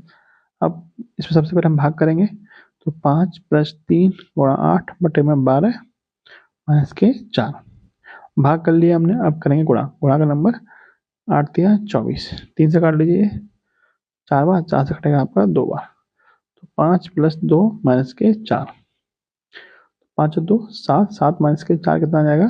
3। 3 ही आना चाहिए था। इसका मतलब जो ऑप्शन नंबर 2 है वो आपका ठीक है। ठीक है, देखिए ये तो मैंने आप चेक कर लिया था इसलिए अब आपको मैंने बता दिया, लेकिन आपको क्या करना पड़ेगा? आपको ये चेक करना ही पड़ेगा। ठीक है, तो आप ये मत सोचिए कि मैंने डायरेक्ट बता दिया। ये भी मैंने चेक करके देखा था, तो इससे ये नहीं बन रहा था। चलिए नेक्स्ट देखिए, उपनिषद क्या है? महाकाव्य है, कथा संग्रह है, हिंदू दर्शन का स्रोत है, या फिर कानून की पुस्तक है? तो उपनिषद क्या है? हिंदू दर्शन का स्रोत है। कितने उपनिषद है? वर्तमान में 108 उपनिषद है। ठीक है, ये क्या है? हिंदू दर्शन के ये स्रोत होते हैं। नेक्स्ट है, किसी धन का 4 वर्ष का साधारण ब्याज मूलधन का 1/5 है, तो ब्याज की वार्षिक दर बताइए। मूलधन का क्या है? 1/5। 1/5 का मतलब क्या है? यदि मूलधन 5 है तो ब्याज कितना है? 1 है। यदि मूलधन 5 है तो ब्याज कितना है? 1 है। कितने वर्ष में? 4 वर्ष में। वार्षिक दर बताइए। दर कैसे निकालते हैं? आपको पता है फॉर्मूला क्या होता है साधारण ब्याज का? मूलधन गुणा दर गुणा समय बट्टे 100, यही होता है। ब्याज कितनी आ रही है? 1 आ रही है। मूलधन कितना है? 5 है। दर हमको निकालनी है। समय कितना दे रखा है? 4 वर्ष। बटे में कितना आ जाएगा? 100 आ जाएगा, क्योंकि साधारण ब्याज का फॉर्मूला यही तो होता है, मूलधन गुणा दर गुणा समय बट्टे 100। चलिए इसको सॉल्व करिए। 4 से कटेगा 25 बार, 5 से कटेगा 5 बार, 5 एकम 5, आर बराबर कितना आ गया? 5%। Option number 2। निम्न में से कौन सा वर्ष अधिवर्ष यानी लीप वर्ष नहीं है? लीप वर्ष क्या होता है? ऐसा वर्ष जो 4 से कट जाए वो आपका लीप वर्ष कहलाता है। या फिर जब शताब्दी वर्ष की बात होती है तो ऐसा शताब्दी वर्ष जब वो 400 से कटेगा तभी वो लीप वर्ष माना जाएगा। तो 1200 400 से कट जाएगा, 800 भी 400 से कट जाएगा और 2000 भी 400 से कट जाएगा, लेकिन 700 400 से नहीं कटेगा। तो ये आपका लीप वर्ष नहीं है। ठीक है, नेक्स्ट है, चीन अंतरिक्ष यान 2 जून 2024 को किस चंद्र क्षेत्र में सफलतापूर्वक उतरा है? ऑप्शन है आपके उत्तरी ध्रुव, पश्चिमी ध्रुव, पूर्वी ध्रुव, या फिर दक्षिणी ध्रुव, एटकेन बेसिन। तो जो चीनी अंतरिक्ष यान है वो कहाँ उतरा है? जो चंद्रमा का जो दक्षिणी ध्रुव है उसमें एक स्थान है एटकेन बेसिन, उस पर उतरा है चीन का अंतरिक्ष यान। ठीक है, नेक्स्ट है, यदि 17 की पावर 200 को 18 से भाग दिया जाता है तो शेषफल क्या बचेगा? तो देखिए जब हम 17 को 18 से भाग करेंगे तो हमारा शेषफल या तो 17 बचेगा या फिर आपका माइनस का 1 बचेगा। ठीक है, क्योंकि माइनस का 1 भी इसमें शेषफल होता है और 17 भी इसका शेषफल हो सकता है। तो अपनी सुविधा के लिए हम इसको माइनस का 1 ले सकते हैं। तो जब 17 की पावर कितनी है? 200 को जब हम 18 से भाग करेंगे तो शेषफल कितना बच जाता है? माइनस का 1 बच जाता है। तो इसको हम लिख सकते हैं कि माइनस का 1 की पावर 200, ठीक है, बटे में 18, और माइनस 1 की पावर यदि सम है तो इस पर तो कितना आंसर आता है, एक ही आएगा, 1/18। 1/18 का मतलब क्या है, 1/18 का मतलब 18 से भाग देने पर आपका एक शेषफल बच रहा है। तो जब हम 17 की पावर 200 को 18 से भाग करते हैं तो शेषफल हमारा कितना बचेगा, तो एक ही बचेगा। ऑप्शन नंबर 3, ठीक है। नेक्स्ट देखिए, अपार आईडी क्या है।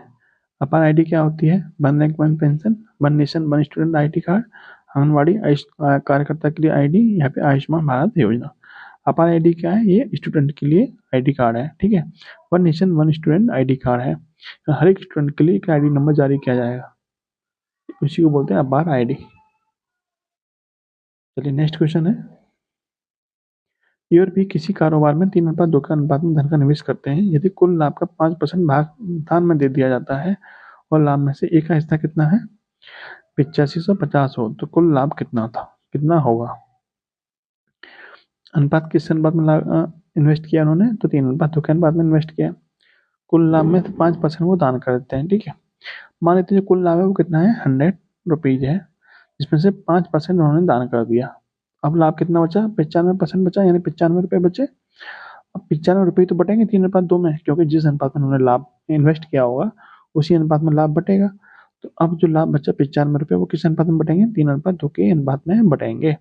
और 3:2 का अनुपात का योग कितना हो गया, 3:2 5, और 5 की वैल्यू किसके बराबर है, 95 के बराबर। तो 5 की वैल्यू 95 के बराबर है, तो 1 की वैल्यू कितनी जाएगी, 95 में 5 से भाग करें कितना आएगा, तो 19। 1 की वैल्यू 19 है, तो 3 की वैल्यू कितनी होगी, 3 किसका हिस्सा था, 1 का हिस्सा था, तो 3 की वैल्यू हो जाएगी 19 या 57, ठीक है। तो 3 का एक का हिस्सा कितना होगा, 1 का हिस्सा हो गया 57, लेकिन एक्चुअल में 1 का हिस्सा कितना था, तो आप कहेंगे एक्चुअल में 1 का हिस्सा है 8550, तो 57 यूनिट किसके बराबर हो गए, 8550 के बराबर। तो यहाँ से आपको क्या चाहिए, कुल लाभ चाहिए था, कुल लाभ कितना था 100, तो 57 की वैल्यू इतनी है, तो 100 की वैल्यू कितनी होगी, तो 100 की वैल्यू हो जाएगी आपकी 8550 बटे में 57 गुणा 100।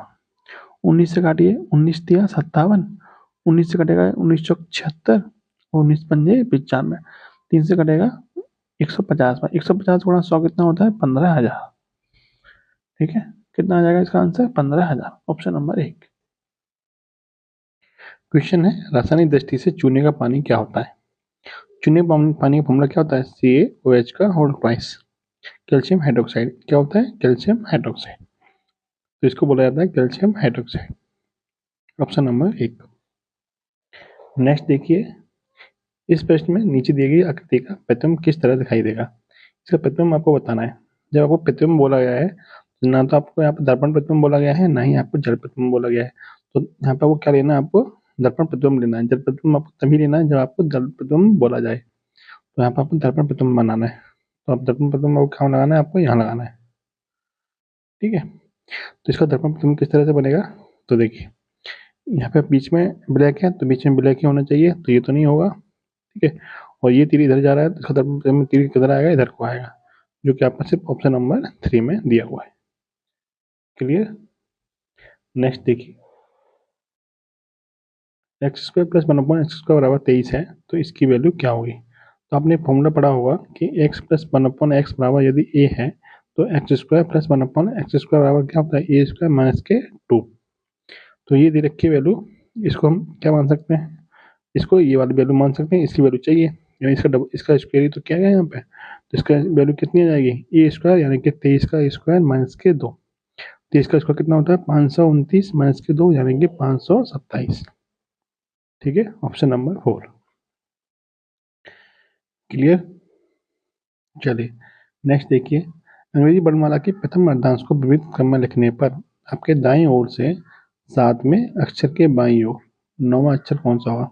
इन दाईं ओर से 7वें अक्षर के बाईं ओर 9वां, 9 7 16वां नंबर, यानी आपको दाईं ओर से 16वां नंबर बताना है, कौन सा होगा। कब, जब प्रथम अर्धांश को आपको विविध क्रम में लिखा जाता है, तो जब प्रथम अर्धांश को विविध क्रम में लिखा जाएगा, तो दाईं ओर से 16वां नंबर कौन सा होगा। तो देखिए आपको ये सोचने वाली बात ये है कि जो प्रथम अर्धांश होता है वो ए से लेके कहाँ तक होता है, एम तक होता है। द्वितीय अर्धांश आपका एन से लेके जेड तक होता है। तो 13 नंबर, एन से लेके जेड तक 13 नंबर होते हैं, ए से लेके एम तक 13 नंबर होते नहीं होते हैं। तो इस वाले, क्योंकि दाईं ओर से 16वां नंबर आपको निकालना है, तो 13 नंबर, तो ये तो आपकी कोई फर्क नहीं पड़ेगा इससे। बच्चे आपके यहाँ पे 3 नंबर और जोड़ने हैं आपको। तो 3 नंबर कौन से होंगे, और आपको बोला है कि जो पहला अर्धांश है वो विपरीत क्रम में लिखा जाता है। तो यहाँ पे पहले ए आएगा, फिर बी आएगा, फिर सी आएगा। तो 13 ये हो गए, 13 और 3 16 ये हो गए। तो 16वें नंबर पे कौन सा आ जाएगा, तो सी आ जाएगा आपका, ऑप्शन नंबर 3। नेक्स्ट देखिए, एक शोधकर्ता ने निम्नलिखित प्रतिदर्श आंकड़ों को एकत्रित किया। तो इन आंकड़ों की माध्यिका बतानी है। माध्यिका क्या होती है, आंकड़ों को आरोही अथवा अवरोही क्रम में लगाइए, और जो बीच में पद आता है वही आपकी क्या होती है, माध्यिका होती है। पहले आप आंकड़े गिनिए, कितने आंकड़े हैं, तो 1 2 3 4 5 6 7 8 9 10 11, 11 आंकड़े हैं। बीच में पद कौन सा होगा, बीच में आपका छठे नंबर का पद होगा, वही आपकी क्या होगी, माध्यिका होगी। इनको हम आरोही क्रम में लगाते हैं। सबसे पहले आपका 1 आएगा, फिर आपका आएगा 4 आएगा, फिर आपका 5 आएगा। ठीक है, 5 कितनी बार आया आपका, 1 2 3 बार आया है। ठीक है, फिर 5 के बाद क्या आएगा आपका, 6 आएगा। तो 1 2 3 4 5 6, छठे नंबर पे कौन सा पद आ रहा है, 6 आ रहा है। तो 6 यहाँ पर क्या होगा, माध्यिका हो जाएगी। आपको पूरे को आरोही क्रम में लगाने की जरूरत नहीं है, सिर्फ आपको, क्योंकि आंकड़े आपके 11 से रखे थे, तो 11 का जो बीच में पद होगा वो कौन सा होगा, छठा पद होगा। छठे पद पे कौन सा नंबर आ रहा है, 6 ही आ रहा है। तो यही आपकी क्या बनेगी, माध्यिका बनेगी। नेक्स्ट देखिए, निम्न शब्दों को अर्थपूर्ण क्रम में व्यवस्थित कीजिए। फलों का जूस, बीज, पेड़, फल और पौधा। सबसे पहले तो बीज आएगा। ठीक है, सबसे पहले आपका बी आएगा, तो ये आंसर नहीं हो सकता। बीज से क्या बनता है, आपका पौधा बनता है। बी के बाद क्या आएगा, ई आएगा। ऑप्शन नंबर जो 2 है वही आपका क्या है, सही है। बीज से पौधा बनता है, पौधे से पेड़ बनता है, पेड़ पे क्या लगता है, फल लगते हैं, फल से क्या बनेगा, जूस बनेगा। ऑप्शन नंबर 2 है आपका सही आंसर है। क्वेश्चन है, रुधिर समूहों की खोज किसके द्वारा की गई थी। तो जो ब्लड ग्रुप है उनकी खोज किसके द्वारा की गई थी, कार्ल एंड स्टीनर के द्वारा। कार्ल एंड स्टीनर के द्वारा ब्लड ग्रुप की खोज की गई थी। बात करें कि जो सर्वदाता ब्लड ग्रुप है, सर्वदाता ब्लड ग्रुप कौन सा है, वो है आपका ओ नेगेटिव। और सर्वग्राही कौन सा है, सर्वग्राही है आपका ए बी पॉजिटिव। ठीक है, नेक्स्ट है, यदि ए बी सी ऐसी 3 संख्या है कि ए अनुपात बी 3 अनुपात 4 है, बी अनुपात सी 8 अनुपात 9 है, तो ए अनुपात सी कितना होगा। देखिए, ए बी और सी तीनों का अनुपात दे रखा है, ए और बी का दे रखा है 3 और 4, बी और सी का दे रखा है 8 और 9। ठीक है, इनका संयुक्त अनुपात निकालिए पहले, तो कितना कितना हो जाएगा। यहाँ 4 है, यहाँ पे 4 लिख लीजिए, यहाँ 8 है तो यहाँ 8 लिख दिया। 8 दिया 24, ठीक है, 4 8 32 और 4 9 36। यानी ए की वैल्यू आ गई 24, बी की वैल्यू आ गई आपकी 32, सी की वैल्यू आ गई 36। पूछा किसका है, ए और सी का। ए की वैल्यू कितनी है, 24 है, और सी की वैल्यू कितनी है, 36 है। तो इनका अनुपात कितना आ जाएगा, 12 से कटेगा 2 बार, 12 से कटेगा 3, 2 अनुपात 3। ए और सी का रेशियो कितना आ गया, 2 अनुपात 3। Option number 2।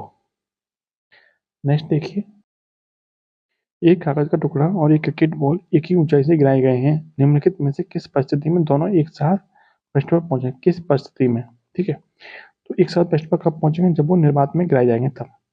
कब, जब उन्हें निर्वात में गिराया जाएगा तब, क्योंकि वहां पे कोई घर्षण नहीं होगा, तो वो एक साथ ही आपकी क्या करेंगे, एक साथ ही जमीन पर पहुंचेंगे, यानी पृष्ठ पर एक साथ ही गिरेंगे। लेकिन जब वायु में गिराया जाएगा तो जो भारी होगा वो पहले गिरेगा, और जो हल्का होगा वो बाद में गिरेगा।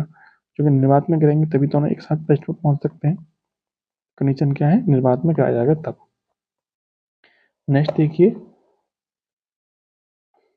उत्पाद ए को स्रोत से मिलाना है आपको। फॉर्मिक अम्ल किसमें होता है, चींटी के जो डंक होता है उसमें होता है फॉर्मिक अम्ल।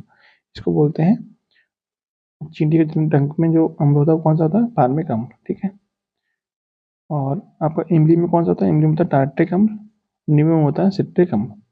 तो ए का 3 और बी का 1, ए का 3 बी का 1, ऑप्शन नंबर 2 में दिया हुआ है। ठीक है,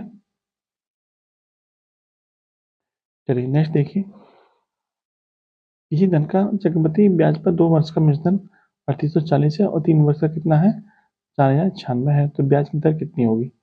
2 वर्ष का मिश्रण आपका इतना है और 3 वर्ष का मिश्रण कितना है, 4096 है। तो ब्याज की दर पूछिए आपसे। देखिए इसको सॉल्व करते हैं।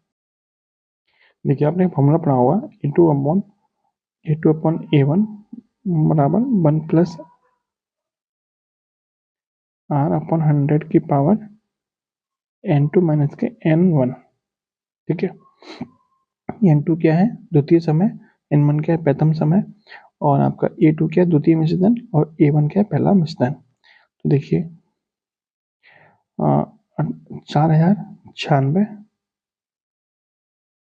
बटे में 3840 बराबर 1 प्लस R/100 की पावर N2 कितना है, 3, 3 माइनस के 2। ठीक है, बराबर हो जाएगा आपका 1 प्लस R/100 की पावर 1। 1 का मतलब आपका जो है वही रहेगा। अब आगे देखिए इधर क्या है आपका 4096 बटे में 3840 बराबर 1 प्लस R/100। ठीक है, अपॉन इधर आएगा तो माइनस में हो जाएगा। 4096 बटे में 3840 माइनस का 1 बराबर R/100। जब 4096 बट्टे में 3840 में से 1 को घटाएंगे तो ये हो जाएगा आपका 4096 माइनस के 3840 बटे में 3840। ठीक है, बराबर R अट्ठे में 100। 3840 में से 4096 में से 3840 घटाएंगे तो कितना बचेगा, तो देखिए 6 का 6 बचेगा, और 9 में से 4 के तो 5 बचेगा, 10 में से 8 के तो 2 बचेगा, और यहाँ पर नीचे बचेगा आपका 3840 बराबर 8 बट्टे में 100। ठीक है, चलिए अब आगे देखिए 256 आपका क्या होता है, 256 आपका 16 का वर्ग होता है। तो इसको चेक करते हैं क्या 16 से कटेगा, तो 16 दूनी 32, 6 बचे 16 64 कट जाएगा। 16 से कटेगा आपका 16 बार, 16 से ये कटेगा आपका 16 दूनी 32, 6 बचे 16 चौका 64, 240 बार कटेगा। 16 से फिर काटिए, एक बार कटेगा, 16 से कटेगा आपका 16 एकम 16, 16 पंजे 80, 1/15 बार कटेगा। ठीक है, यानी कि 1/15 बराबर हो जाएगा R बटे में 100। तो R बराबर यहाँ से कितना मिल जाएगा, 100/15। 100/15 मतलब 5 से 3 बार, 5 से 20 बार। 20/3 का मतलब 6 से ही 2/3%। ठीक है, 6 से ही 2/3%। क्लियर। नेक्स्ट है, किसी मनुष्य के लिए नदी के जल की अपेक्षा समुद्र के जल में तैरना अधिक सरल क्यों होता है। क्यों होता है, क्योंकि समुद्र का जल होता है उसका घनत्व जो होता है वो अधिक होता है, नदी के जल का घनत्व कम होता है। घनत्व अधिक होने से क्या होता है, भार कम महसूस होता है। तो उसमें क्या होता है कि समुद्र के जल में इसलिए तैरना आसान होता है। तो इसका लॉजिक क्या है कि समुद्र के जल का जो घनत्व होता है वो नदी के जल के घनत्व से अधिक होता है, इसकी वजह से समुद्र में तैरना अधिक आसान होता है। ठीक है, नेक्स्ट देखिए, निम्नलिखित में से कौन सी ग्रंथि केवल स्त्रियों में पाई जाती है, थायराइड, पिट्यूटरी, अंडाशय या फिर एडिनोइड।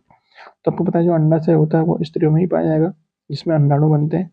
ठीक है, तो अंडाशय में ही बनते हैं अंडाणु, तो वो आपको स्त्रियों में ही पाया जाएगा। नेक्स्ट देखिए, -2, -1, 0, 1 और 2 में वर्गों के योग तथा घनों के योग का अनुपात बताइए। वर्गों का योग और घनों के योग का अनुपात। देखिए जब इसके वर्गों का योग करेंगे तो -2 का वर्ग कितना होता है, 4 हो जाएगा। -1 का वर्ग 1 हो जाएगा। 0 का वर्ग तो 0 ही रहेगा, और 1 का वर्ग 1 और 2 का वर्ग 4। इनके वर्गों का जोड़ कितना हो जाएगा, तो 4 और 1 5, 1 6 और 4 10। ठीक है, अब इनके घनों का योग करें तो -2 का घन कितना होगा, -8 होगा। -1 का घन कितना होगा, -1 होगा। 0 का घन तो 0 ही रहेगा, और 1 का घन करेंगे तो 1 रहेगा, और 2 का घन करेंगे तो 8 रहेगा। जब इनको सबको जोड़ेंगे तो 1 से 1 खत्म, 8 से 8 खत्म, कितना आएगा 0। योग तथा घनों का अनुपात बताना है, तो अनुपात कितना हो जाएगा, अनुपात हो जाएगा 10 बटे में 0। 10/0, 0 से किसी में भाग देगा तो आंसर कितना आता है, अनंत आता है। इस क्वेश्चन का आंसर कितना आएगा, अनंत। ठीक है, नेक्स्ट देखिए, राजेश की माँ मीना के पिताजी की इकलौती पुत्री है। यानी राजेश की जो माँ है वो मीना के पिताजी की इकलौती पुत्री। मीना के पिताजी की इकलौती पुत्री कौन बनेगी, मीना ही बनेगी, क्योंकि बात हो रही है इकलौती पुत्री की। तो मीना के जो पिताजी होंगे उनकी जो लड़की होगी वो मीना ही तो होगी, और जो मीना की, राजेश की जो माँ है वो मीना की कौन है, इकलौती पुत्री, यानी कि मीना की बात चल रही है। राजेश की माँ जो है वो मीना की बात चल रही है। तो मीना के पति का राजेश से क्या संबंध होगा, तो जो मीना का पति होगा तो राजेश का कौन होगा, राजेश का पिता होगा। Option number 3। देखिए यहाँ पे आप दोबारा समझिए थोड़ा। देखिए इस तरह के सवालों में ना आपको डायग्राम के चक्कर में मत पड़ा करिए, ठीक, उसमें टाइम ज़्यादा लगता है। आप थोड़ा सोचिए करिए, सोचा करिए कि बात क्या हो रही है। राजेश की माँ, राजेश की जो भी माँ होगी वो मीना के पिताजी की इकलौती पुत्री है। तो मीना के पिताजी कौन होंगे, तो मीना की पिताजी की इकलौती पुत्री कौन होगी, मीना खुद ही होगी। तो मीना खुद जो खुद होगी वो कौन है, वो राजेश की माँ ही तो है। तो इसका मतलब जो राजेश की माँ कौन होगी, राजेश की माँ होगी मीना। अब मीना का पति यानी माँ का पति कौन होता है, माँ का पति पिता ही तो होता है। Option number 3। नेक्स्ट देखिए, कक्षा में लड़कों की संख्या लड़कियों की संख्या की 4 गुनी है, निम्न में से कौन सी संख्या कक्षा में विद्यार्थियों की कुल संख्या नहीं हो सकती।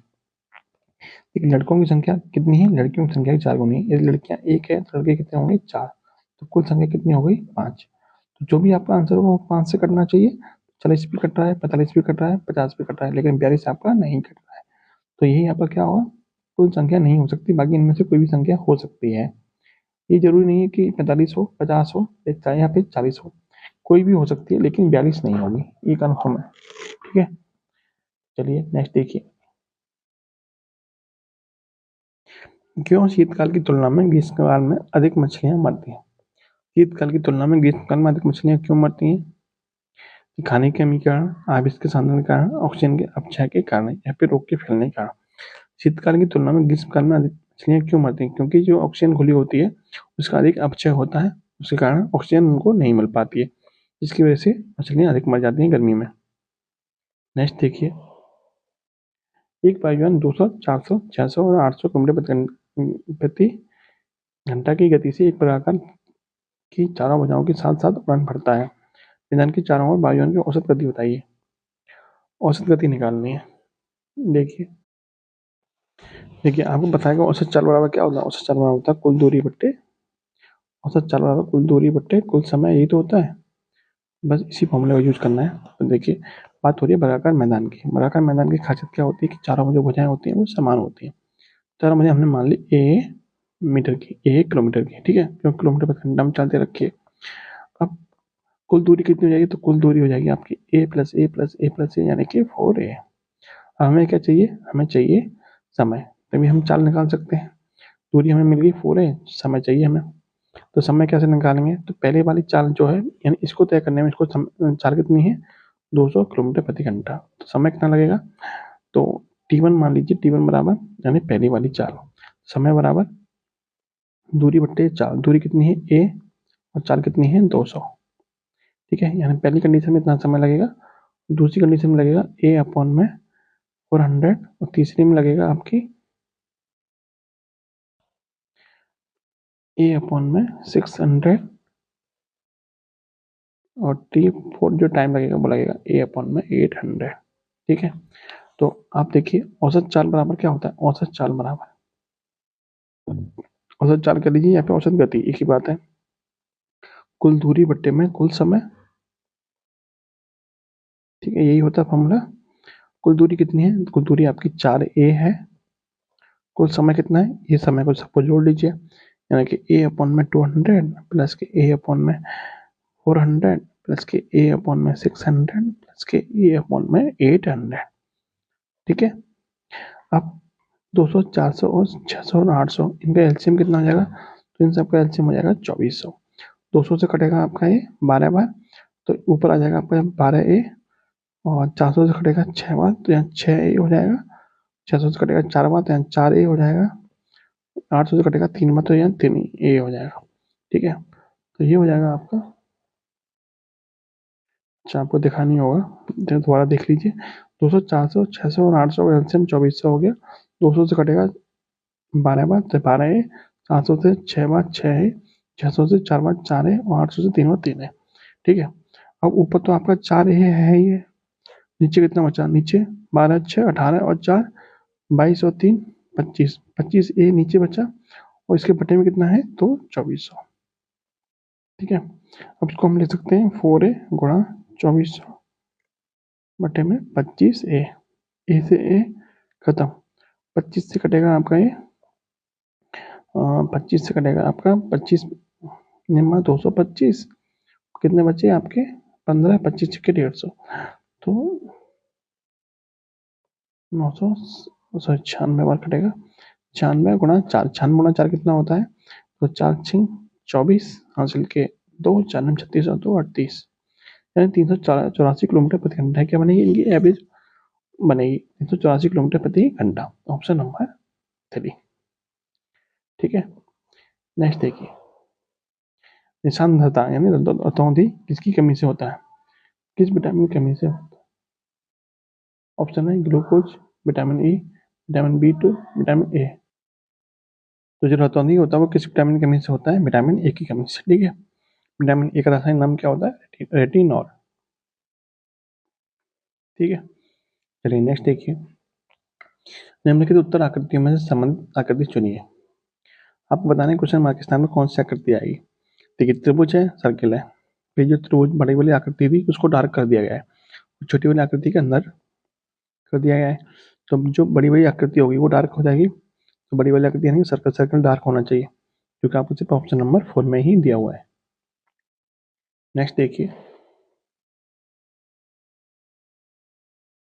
काबिल ने 11 मई 2024 को खान मंत्रालय के साथ एक कार्यालय पंजीकृत किया। इसे संपूर्ण विश्व में महत्वपूर्ण रणनीति खनिज संपत्तियों की पहचान, खोजने, अधिग्रहण और विकास की भूमिका निभाने का कार्य सौंपा गया है। काबिल का पूर्ण रूप क्या है, देखिए बात हो रही है खान मंत्रालय की, तो काबिल का पूर्ण रूप क्या होगा, खनिज से संबंधित होगा, ऑप्शन नंबर 1 में ही मैच कर रहा है, खनिज British India limited, option number 1। Next देखिए, एक ही आधार के व्यास व एक ही ऊंचाई पर बने बेलन शंकु तथा गोले के आयतनों में अनुपात होगा।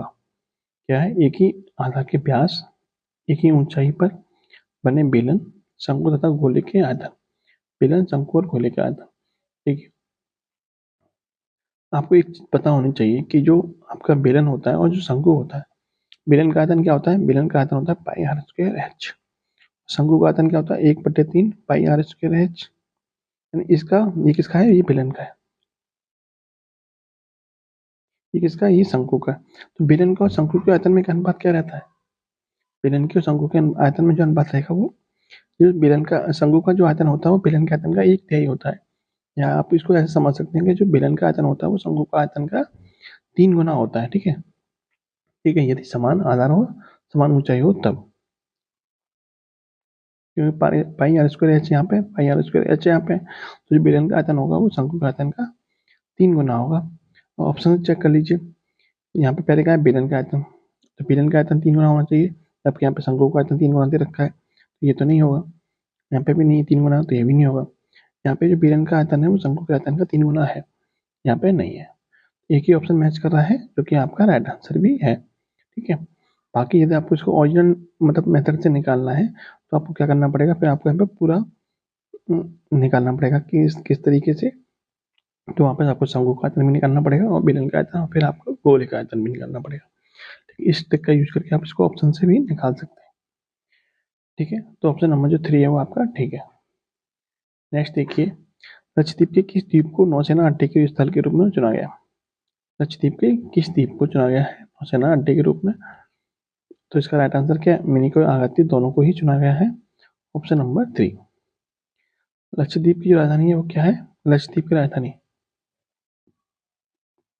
क्या है, और लक्षद्वीप में कितने द्वीप हैं, इन दोनों क्वेश्चन का आंसर आपको कमेंट बॉक्स में बताना है कि लक्षद्वीप में द्वीप कितने हैं और लक्षद्वीप की राजधानी क्या है। ठीक है, चलिए नेक्स्ट देखिए, किसने मई 2024 को 2024 100 प्राइजन एस्ट्रोनॉमी एस जीता, श्रीनिवास कुलकर्णी, लिसा रांडेल, स्टीफन हॉकिंस या फिर सुब्रमण्यम चंद्रशेखर। तो जो अवार्ड है 100 प्राइजन एस्ट्रोनॉमी अवार्ड, किसने जीता है, ये श्रीनिवास आर कुलकर्णी ने जीता है। 2024 की बात चल रही है, तो करंट का क्वेश्चन है, ध्यान रखिएगा।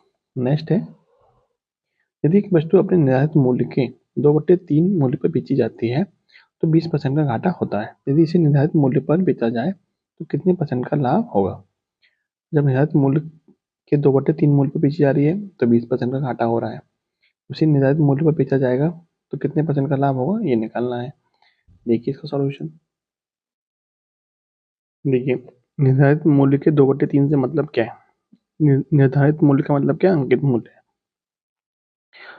2/3 को मान सकते हैं कि 2/3 का निर्धारित मूल्य के 2/3 पर बेची गई है। यानी यदि निर्धारित मूल्य 3 था तो बेची कितने में गई है? तो 2 में बेची गई है। निर्धारित मूल्य का मतलब क्या है? अंकित मूल्य। यदि अंकित मूल्य 3 था तो विक्रय मूल्य कितना है? तो विक्रय मूल्य आपका 2 है।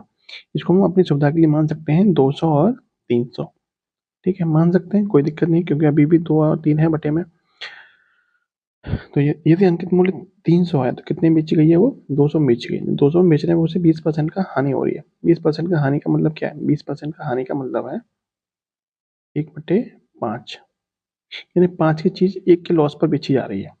5 की चीज 1 के लॉस पर बेची जा रही है, यानी कितने में बेची जा रही है? वो 4 में बेची जा रही है। ठीक है, लेकिन एक्चुअल में कितने में बेची जा रही है? तो आप कहेंगे 200 में बेची जा रही है।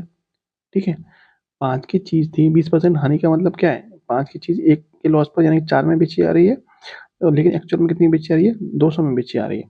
तो 4 यूनिट की वैल्यू कितनी है? 200। तो 1 की वैल्यू कितनी हो जाएगी यहाँ से? 50। 1 की वैल्यू जब 50 है तो 5 की वैल्यू कितनी हो जाएगी? 5 की वैल्यू हो जाएगी 250। ठीक है, हो जाएगी। 5 क्या था? 5 हमारा क्रय मूल्य था। ठीक है, क्रय मूल्य था। क्लियर? 5 हमारा क्रय मूल्य था, क्योंकि 5 की जो चीज है, 5 की चीज का मतलब क्या? 5 रुपए की कोई चीज हमने खरीदी है तो 1 किलो उस पर बेची जा रही थी, 4 में बेची जा रही थी। लेकिन एक्चुअल में कितनी बेची जा रही है? 200 में बेची जा रही है। तो 4 की चीज 200 में बेची जा रही है। 1 यूनिट की वैल्यू कितनी निकल गई? 50। तो 5 यूनिट की वैल्यू कितनी निकल के आएगी? 250। अब 250 तो इसका क्रय मूल्य निकल के आ गया। ठीक है, 250 क्रय मूल्य निकल के आ गया, 200 विक्रय मूल्य निकल के आ गया, 300 क्या था? अंकित मूल्य निकल के आ गया।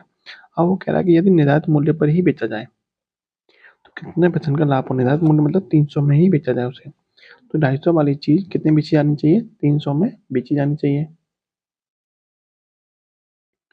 तो कितने का लाभ होगा? तो आप कहेंगे 50 का लाभ होगा। तो कितने परसेंट का लाभ होगा? तो 50 का लाभ कितने पे? 250 पे। कितने परसेंट का लाभ हो जाएगा? तो आप कहेंगे 50 से कटेगा 5 बार, 5 से कटेगा ये 20 बार। कितने परसेंट का लाभ हो जाएगा? तो 20% का लाभ हो जाएगा। Option number 1। नेक्स्ट है, कैंची, पेंसिल और कागज के संबंध को कौन दर्शाएगा इनमें से? वो आपको ढूंढना है। कैंची, पेंसिल और कागज। कैंची भी अलग होती है, पेंसिल भी अलग होती है और कागज भी अलग होता है। तो कौन दर्शाएगा इसको? ऑप्शन नंबर 1 दर्शाएगा। नेक्स्ट है, कौन सा दिन अंतर्राष्ट्रीय मानवाधिकार दिवस है? अंतर्राष्ट्रीय मानवाधिकार दिवस कब मनाया जाता है? 10 दिसंबर को। क्यों मनाया जाता है? क्योंकि अल्फ्रेड जो नोबल है, अल्फ्रेड नोबल, उनका जन्म दिवस कब मनाया जाता है? 10 दिसंबर को मनाया जाता है। और 10 दिसंबर को ही नोबेल पुरस्कार बांटे जाते हैं, इसलिए अंतर्राष्ट्रीय मानवाधिकार दिवस कब मनाते हैं? 10 दिसंबर को मनाते हैं। 24 अक्टूबर को क्या मनाते हैं? संयुक्त राष्ट्र दिवस। संयुक्त राष्ट्र दिवस। ठीक है, क्लियर? 25 नवंबर को क्या मनाया था? ये आपको कमेंट बॉक्स में बताना है। 25 नवंबर को क्या मनाते हैं? आपको कमेंट बॉक्स में बताना है। ठीक है, नेक्स्ट देखिए, 20 प्रथम 20 सम संख्याओं के वर्गों का योग कितना होगा? यानी पहले 20 सम संख्याओं के वर्गों का योग बताना है आपको, कितना होगा?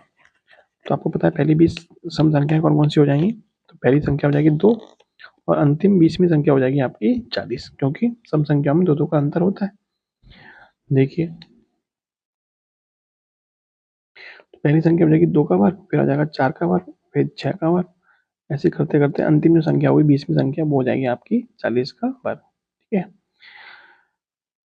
सब में 2 का अंतर होना चाहिए सम संख्याओं में। अब इन संख्याओं के वर्गों का योग निकालना है, तो इन संख्याओं के वर्गों का योग निकालने के लिए आपके पास क्या है? आप चाहें तो इसमें से 2 का वर्ग कॉमन ले लीजिए सब में से। यहाँ आपका 1 का वर्ग बचेगा, यहाँ आपका 2 का वर्ग बचेगा, यहाँ 3 का वर्ग बचेगा, अंत में बचेगा आपका 20 का वर्ग।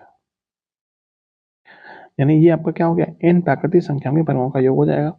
ये 2 का वर्ग हो जाएगा 4। और n प्राकृतिक संख्याओं के वर्गों का योग कैसे निकालते हैं? 1/6 n+1 2n+1 2n+1। ठीक है, n की वैल्यू कितनी? n का मतलब पदों की संख्या। पद कितने? 1 से लेकर 20 तक 20 पद ही होंगे। तो 4 1/6 20, 20+1 21, और 20 दूनी 40+1 यानी कि 41। बस इसको सॉल्व कर लीजिए। तो 3 से कटेगा 2 बार, 3 से कटेगा 7 बार, 2 से कटेगा 10 बार 10 सत्ते 70 70 और ये आपका 4 है, 4 गुणा 70 गुणा 41, तो 4 एकम 4, एक एकम कितना आएगा, 0 आएगा। गुणा कर लेते हैं तो ये हो जाएगा आपका 7 चौक 28 यानी कि 280 गुणा 41। 280 का गुणा किस में करना है, 41 में करना है। तो 28 का गुणा कर लीजिए 41 में, 28 से कम 28 के 8 हासिल के 2, और 28 चौका कितने होते हैं, 112, 112 तो 114, एक जीरो और आ जाएगा अंत में, 11,480, ऑप्शन नंबर 1।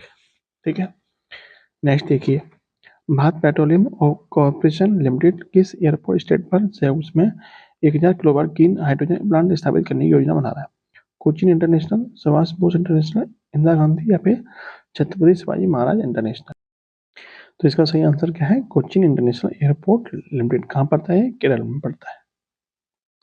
नेक्स्ट है, चित्र ए से लेकर ई तक में से सबसे असंगत चित्र की पहचान करें जबकि दर्पण को ए बी पर रखा जाता है। तो यहाँ पर असंगत की पहचान करनी है, इसमें असंगत कौन सा होगा।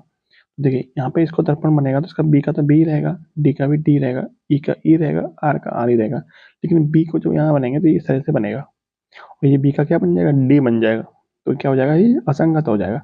असंगत की पहचान ही करनी थी, तो असंगत किस में है, डी वाले में। डी ऑप्शन किस में है, ऑप्शन नंबर 4 में दे रखा है।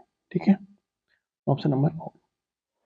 नेक्स्ट देखिए, निम्नलिखित संग्राम में ऐसे कितने टी हैं जिनके तुरंत पहले और बाद में क्या है, ई है।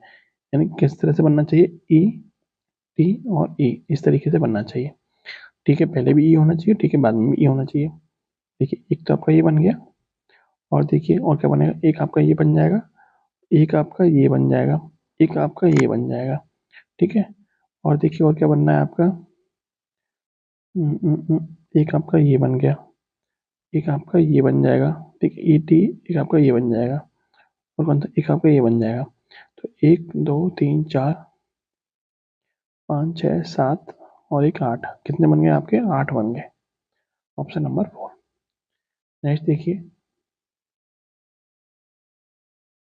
क्वेश्चन है सीटीबीटी का पूरा रूप क्या है। सीटीबीटी का पूरा रूप क्या है, इसका पूरा रूप है comprehensive nuclear test band treaty, option number 3। ये कब बनाया गया था, ये 1996 में बनाया गया था। ठीक है, देखिए ये होता क्या है, तो ये होता है कि जो न्यूक्लियर प्रसार है, न्यूक्लियर परमाणु मतलब परमाणु जो क्या कहते हैं उसको, परमाणु बम का जो प्रसार है या फिर परमाणु ऊर्जा का जो प्रसार है उस पर रोक लगाने के लिए ये ट्रीटी हुई थी। ठीक है, इस पर क्या है, इसमें भारत और पाकिस्तान ने अभी तक साइन नहीं किए हैं, भारत और पाकिस्तान इस पर शामिल नहीं है। ठीक है, तो इसका फुल फॉर्म क्या थी, comprehensive nuclear test band treaty, option number 3। चलिए नेक्स्ट देखिए, केंद्र सरकार द्वारा अर्जित राजस्व वृत्त चार्ट में दर्शाया गया है।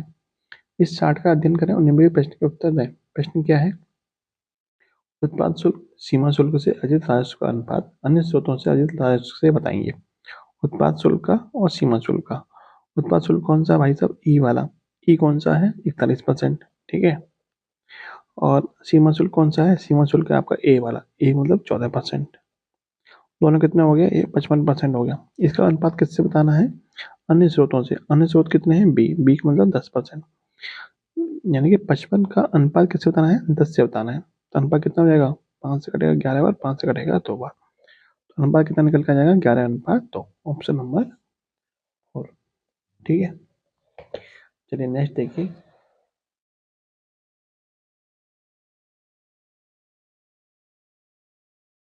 क्वेश्चन है, नीचे दिया गया वृत्त चित्र एक व्यक्ति द्वारा 7 विभिन्न वस्तुओं पर दिए गए व्यय को दर्शाता है। इन सभी 7 वस्तुओं का कुल व्यय 3600 रुपये है। एक विशिष्ट वस्तु पर किए गए व्यय को इन सभी 7 वस्तुओं पर किए गए कुल व्यय के संदर्भ में डिग्री के रूप में दर्शाया गया। ठीक है, क्वेश्चन क्या कह रहा है, आप देखिए, क्वेश्चन कह रहा है कि पी तथा क्यू पर किया गया औसत व्यय ज्ञात कीजिए। पी और क्यू पर, पी कितना है, पी है 70%, 70 डिग्री, और क्यू कितना है, क्यू है 120 डिग्री। इनका औसत बताइए, इनका औसत कितना हो जाएगा, तो 170 प्लस 120 कितना हो जाएगा, ये 190। 190 में 2 से भाग कर दीजिए क्योंकि 2 ही चीज़ें हैं, तो हो जाएगा 95 डिग्री। 95 डिग्री की वैल्यू आपको बतानी है। तो देखिए ये पूरा पूरा कितने डिग्री का होता है, ये पूरा डिग्री होता है 360 डिग्री। इस पूरे की वैल्यू कितनी दे रखी है, 3600, तो 95 डिग्री की वैल्यू कितनी हो जाएगी, जब 360 डिग्री की वैल्यू दे रखी है 3600, यानी इसका 10 गुना, तो 95 डिग्री की वैल्यू कितनी हो जाएगी, इसका 10 गुना यानी कि 950। ये इसका 10 गुना है तो इसका भी 10 गुना होगा यहाँ पे, तो 950, ऑप्शन नंबर 1। चलिए नेक्स्ट देखिए, बी ए से 2 गुना बड़ा है, ए सी से 2 गुना बड़ा है, एफ बी से 2 गुना बड़ा है, लेकिन सी डी से 2 गुना बड़ा है। इन सभी में आयु में दूसरे स्थान पर कौन है? आयु में दूसरे स्थान का मतलब क्या है? सबसे बड़े से सबसे छोटा, तो सबसे बड़े से छोटा। ठीक है, इनको क्रम में लगा लेते हैं। बी ए से 2 गुना बड़ा है, बी बड़ा है किससे? ए से बड़ा है, इस तरीके से लगा लिया हमने। अब लेकिन ए सी से 2 गुना बड़ा है, ए किससे बड़ा है? तो सी से बड़ा है। बी ए से बड़ा है और ए सी से बड़ा है। एफ बी से 2 गुना बड़ा है, एफ किससे बड़ा है? बी से बड़ा है। लेकिन सी डी से 2 गुना बड़ा है, सी किससे बड़ा है? तो डी से बड़ा है। अब इन सभी में आयु में दूसरे नंबर पे कौन है? सबसे बड़ा कौन हो जाएगा? एफ हो जाएगा। दूसरे नंबर पे कौन आएगा? दूसरे नंबर पे आएगा बी, जो कि आपका ऑप्शन नंबर 1 में दिया हुआ है। ठीक है, मैंने जो क्रम में लगाया है वो इस तरीके से क्रम में, बढ़ते क्रम में लगाया है, यानी कि आयु के बढ़ते क्रम में इस तरीके से लगाया है। चाइनामैन शब्द का प्रयोग किस खेल में किया जाता है? तो चाइनामैन शब्द का प्रयोग किया जाता है आपका क्रिकेट में। ठीक है, ये क्वेश्चन पहले भी पिछली बार जो प्रीवियस ईयर हुआ था एनटीपीसी, उसमें पूछा गया था। चाइनामैन शब्द का प्रयोग किस खेल में किया जाता है? क्रिकेट में किया जाता है। ठीक है, अपने जो क्रिकेट खिलाड़ी हैं कुलदीप यादव, इनको बोला जाता है चाइनामैन। नेक्स्ट देखिए, हमारा राष्ट्रीय गीत कहाँ से संग लेता है? राष्ट्रीय गीत, राष्ट्रीय गीत मतलब वंदे मातरम। वंदे मातरम कहाँ से लिया गया है? तो ये आनंद मठ से लिया गया है। आनंद मठ पुस्तक किसकी है? तो बंकिम चंद्र चटर्जी की है, बंकिम चंद्र चटर्जी की है। यदि आपसे पूछा जाए कि राष्ट्रीय गीत सबसे पहले कहाँ गाया गया था, तो राष्ट्रीय गीत सबसे पहले गाया गया था आपका 1896 के कलकत्ता अधिवेशन में। ठीक है, कलकत्ता अधिवेशन में सबसे पहले गाया गया था, ऑप्शन नंबर 4। नेक्स्ट देखिए, क्वेश्चन है, यदि sine 90 minus theta plus cos theta बराबर रूट कोस 90 माइनस थीटा है तो कोसेक थीटा की वैल्यू बताइए। देखिए, आपको पता है साइन 90 माइनस थीटा क्या होता है? तो आप कहेंगे कोस थीटा होता है, प्लस कोस थीटा बराबर रूट 2 कोस 90 माइनस थीटा क्या होता है? तो आप कहेंगे साइन थीटा होता है। ठीक है, cos theta plus cos theta यानी 2 कोस थीटा बराबर रूट 2 साइन थीटा। ठीक है, अब देखिए साइन थीटा को इधर लेके आइए, या फिर आप इधर ले जाइए इसको, कोई दिक्कत नहीं है। तो ये हो जाएगा आपका 2 अपॉन में रूट 2 बराबर में साइन थीटा अपॉन में cos theta. Sine theta upon cos theta क्या होता है? टेन थीटा होता है। ठीक है, और 2 अपॉन रूट 2 क्या होता है? 2 अपॉन रूट 2 आपका, तो देखिए ये होता है आपका रूट 2 के बराबर। कैसे होता है? तो रूट 2 का ऊपर नीचे मल्टीप्लाई कर दीजिए, नीचे 2 बन जाएगा, 2 से 2 खत्म हो जाएगा, रूट 2 बचेगा, तो रूट 2 बराबर टेन थीटा। ठीक है, अब देखिए एक ट्रायंगल बना लीजिए, यदि ये थीटा है तो टेन थीटा की वैल्यू क्या होती है? लंब बटे आधा, लंब बटे आधा कौन सा? रूट 2। यदि ये रूट 2 है तो यहाँ पे कितना आएगा? 1 आएगा, तो इसको हम रूट 2 बटे में 1 भी लिख सकते हैं, कोई समस्या नहीं है। तो ये थीटा है तो थीटा रूट 2 अपॉन में 1। पूछा क्या है? अच्छा ये रूट 2 है, ये 1 है, तो ये कितना होगा? तो कर्ण कैसे निकालते हैं? आधार का वर्ग प्लस लंब का वर्ग अंडर में आधार का वर्ग प्लस लंब का वर्ग। आधार कितना है? तो 1 है, और लंब का वर्ग कितना है? रूट 2 का वर्ग करेंगे तो 2 आ जाएगा, 1 प्लस 2 कितना आ जाएगा? 3, तो √3 यानी कर्ण कितना हो जाएगा? √3 हो जाएगा। पूछा क्या है? कोसेक थीटा, तो कोसेक थीटा बराबर क्या होता है? कोसेक थीटा बराबर होता है कर्ण बटे लंब, कर्ण बटे लंब। कर्ण कितना है? √3 है, और लंब कितना है? √2 है, तो कोसेक थीटा की वैल्यू कितनी आ जाएगी? √3/2। तो इसका राइट आंसर क्या बन जाएगा? Option number 2, √3/2। नेक्स्ट है, अंतर्राष्ट्रीय न्यायालय का मुख्यालय कहाँ स्थित है? अंतर्राष्ट्रीय न्यायालय मुख्यालय कहाँ है? पेरिस, जेनेवा, न्यूयॉर्क या फिर हेग। तो अंतर्राष्ट्रीय न्यायालय का मुख्यालय कहाँ पर है? द हेग, नीदरलैंड में। ठीक है, और अंतर्राष्ट्रीय न्यायालय का मुख्यालय आपका हेग में हो गया। बात करें पेरिस में किसका मुख्यालय है? तो इसमें मुख्यालय है यूनेस्को। ठीक है, जेनेवा में किसका मुख्यालय है? विश्व व्यापार संगठन, विश्व हेल्थ यानी वर्ल्ड हेल्थ ऑर्गेनाइजेशन, विश्व स्वास्थ्य संगठन का, और अंतर्राष्ट्रीय श्रम संगठन ILO का। ठीक है, ILO का मुख्यालय कहाँ पर है? तो वो भी आपका जेनेवा में ही है। न्यूयॉर्क में किसका मुख्यालय? यूनाइटेड नेशंस संयुक्त राष्ट्र संघ का मुख्यालय कहाँ पर है? तो न्यूयॉर्क में है। चलिए नेक्स्ट देखिए, जेड 26 को दर्शा रहा है, तो नेट 39 को, तो नेट किसको बराबर होगा? तो नेट का नंबर, एन का नंबर कितना होता है? 14, ई का होता है 5, टी का होता है 20। जब हम इन सबको जोड़ेंगे कितना आएगा? 39 आएगा। तो जेड का नंबर भी 26 होता है, तो मतलब जोड़ने पे आपको कोड मिल रहा है इसका। तो नेट किसके बराबर होगा? तो 14, यू का नंबर होता है 21, टी का नंबर होता है 20। जब इन सबको जोड़ेंगे कितना आएगा? तो ये आ जाएगा आपका 55 के बराबर। ठीक है, ऑप्शन नंबर 1। नेक्स्ट है, फरवरी 2024 में किस भारतीय क्रिकेट खिलाड़ी ने सबसे ज्यादा छक्के लगाने की उपलब्धि हासिल की है? सबसे ज्यादा छक्के किसने के नाम पे है वर्तमान में? रोहित शर्मा के नाम पर है। Option number 2। ठीक है, ऑप्शन नंबर 2। नेक्स्ट देखिए, एक थैले में 3 प्रकार के 1 रुपये वाले, 50 पैसे वाले और 25 पैसे वाले सिक्के हैं। इनकी कुल संख्या दे रखी है, सिक्कों की कुल संख्या दे रखी है 175। यदि प्रत्येक प्रकार के सिक्कों का कुल मूल्य क्या हो? बराबर हो, तो थैले के सिक्कों का कुल मिलाकर मूल्य क्या है? तो थैले के सिक्कों का कुल मूल्य बताना है आपको क्या है। देखिए कुछ क्वेश्चन को सॉल्व कैसे करते हैं। देखिए वैसे तो मैंने आपको सिक्कों वाले जो क्वेश्चन थे उस पर एक अलग से वीडियो बनाई हुई है, तो उसमें आपका कोई भी क्वेश्चन आपका गलत नहीं होगा। फिर भी मैं आपको यहाँ पे बता देता हूँ कि मतलब इस तरह क्वेश्चन को कैसे करते हैं। अभी तक जो आपके प्रैक्टिस सेट हुए उनमें जो सिक्कों वाले क्वेश्चन आए उसमें आपको मूल्य दे रखा होता है, लेकिन इस वाले में क्या दे रखा है? आपको सिक्कों की संख्या दे रखी है। तो इसको कैसे करते हैं वो देखिए आप। देखिए आपको सिक्के दे रखे हैं, एक तो 1 रुपये का सिक्का दे रखा है, एक आपका 50 पैसे का सिक्का है और एक आपका 25 पैसे का सिक्का है। ठीक है, अब आपको यहाँ पे सिक्के दे रखे हैं तो हमको इसमें सिक्कों में चेंज करना पड़ेगा। तो आप जरा ये बताइए कि जो 1 रुपये का सिक्का होगा, जो 1 रुपया मूल्य का सिक्का होगा उसमें 1 रुपये कितने सिक्के होंगे? तो आप कहेंगे एक ही सिक्का होगा। और 1 रुपये में 50 पैसे कितने सिक्के होंगे? तो 2 सिक्के बनेंगे। और 1 रुपये में 25 पैसे कितने सिक्के बनेंगे? तो आप कहेंगे 4 सिक्के बनेंगे। ठीक है, यानी कि 1 रुपया में 1 रुपया का एक ही सिक्का बनेगा और 1 रुपये में 50 पैसे के 2 सिक्के बनेंगे और 25 पैसे के 4 सिक्के बनेंगे 1 रुपये में। ठीक है, अब क्या है?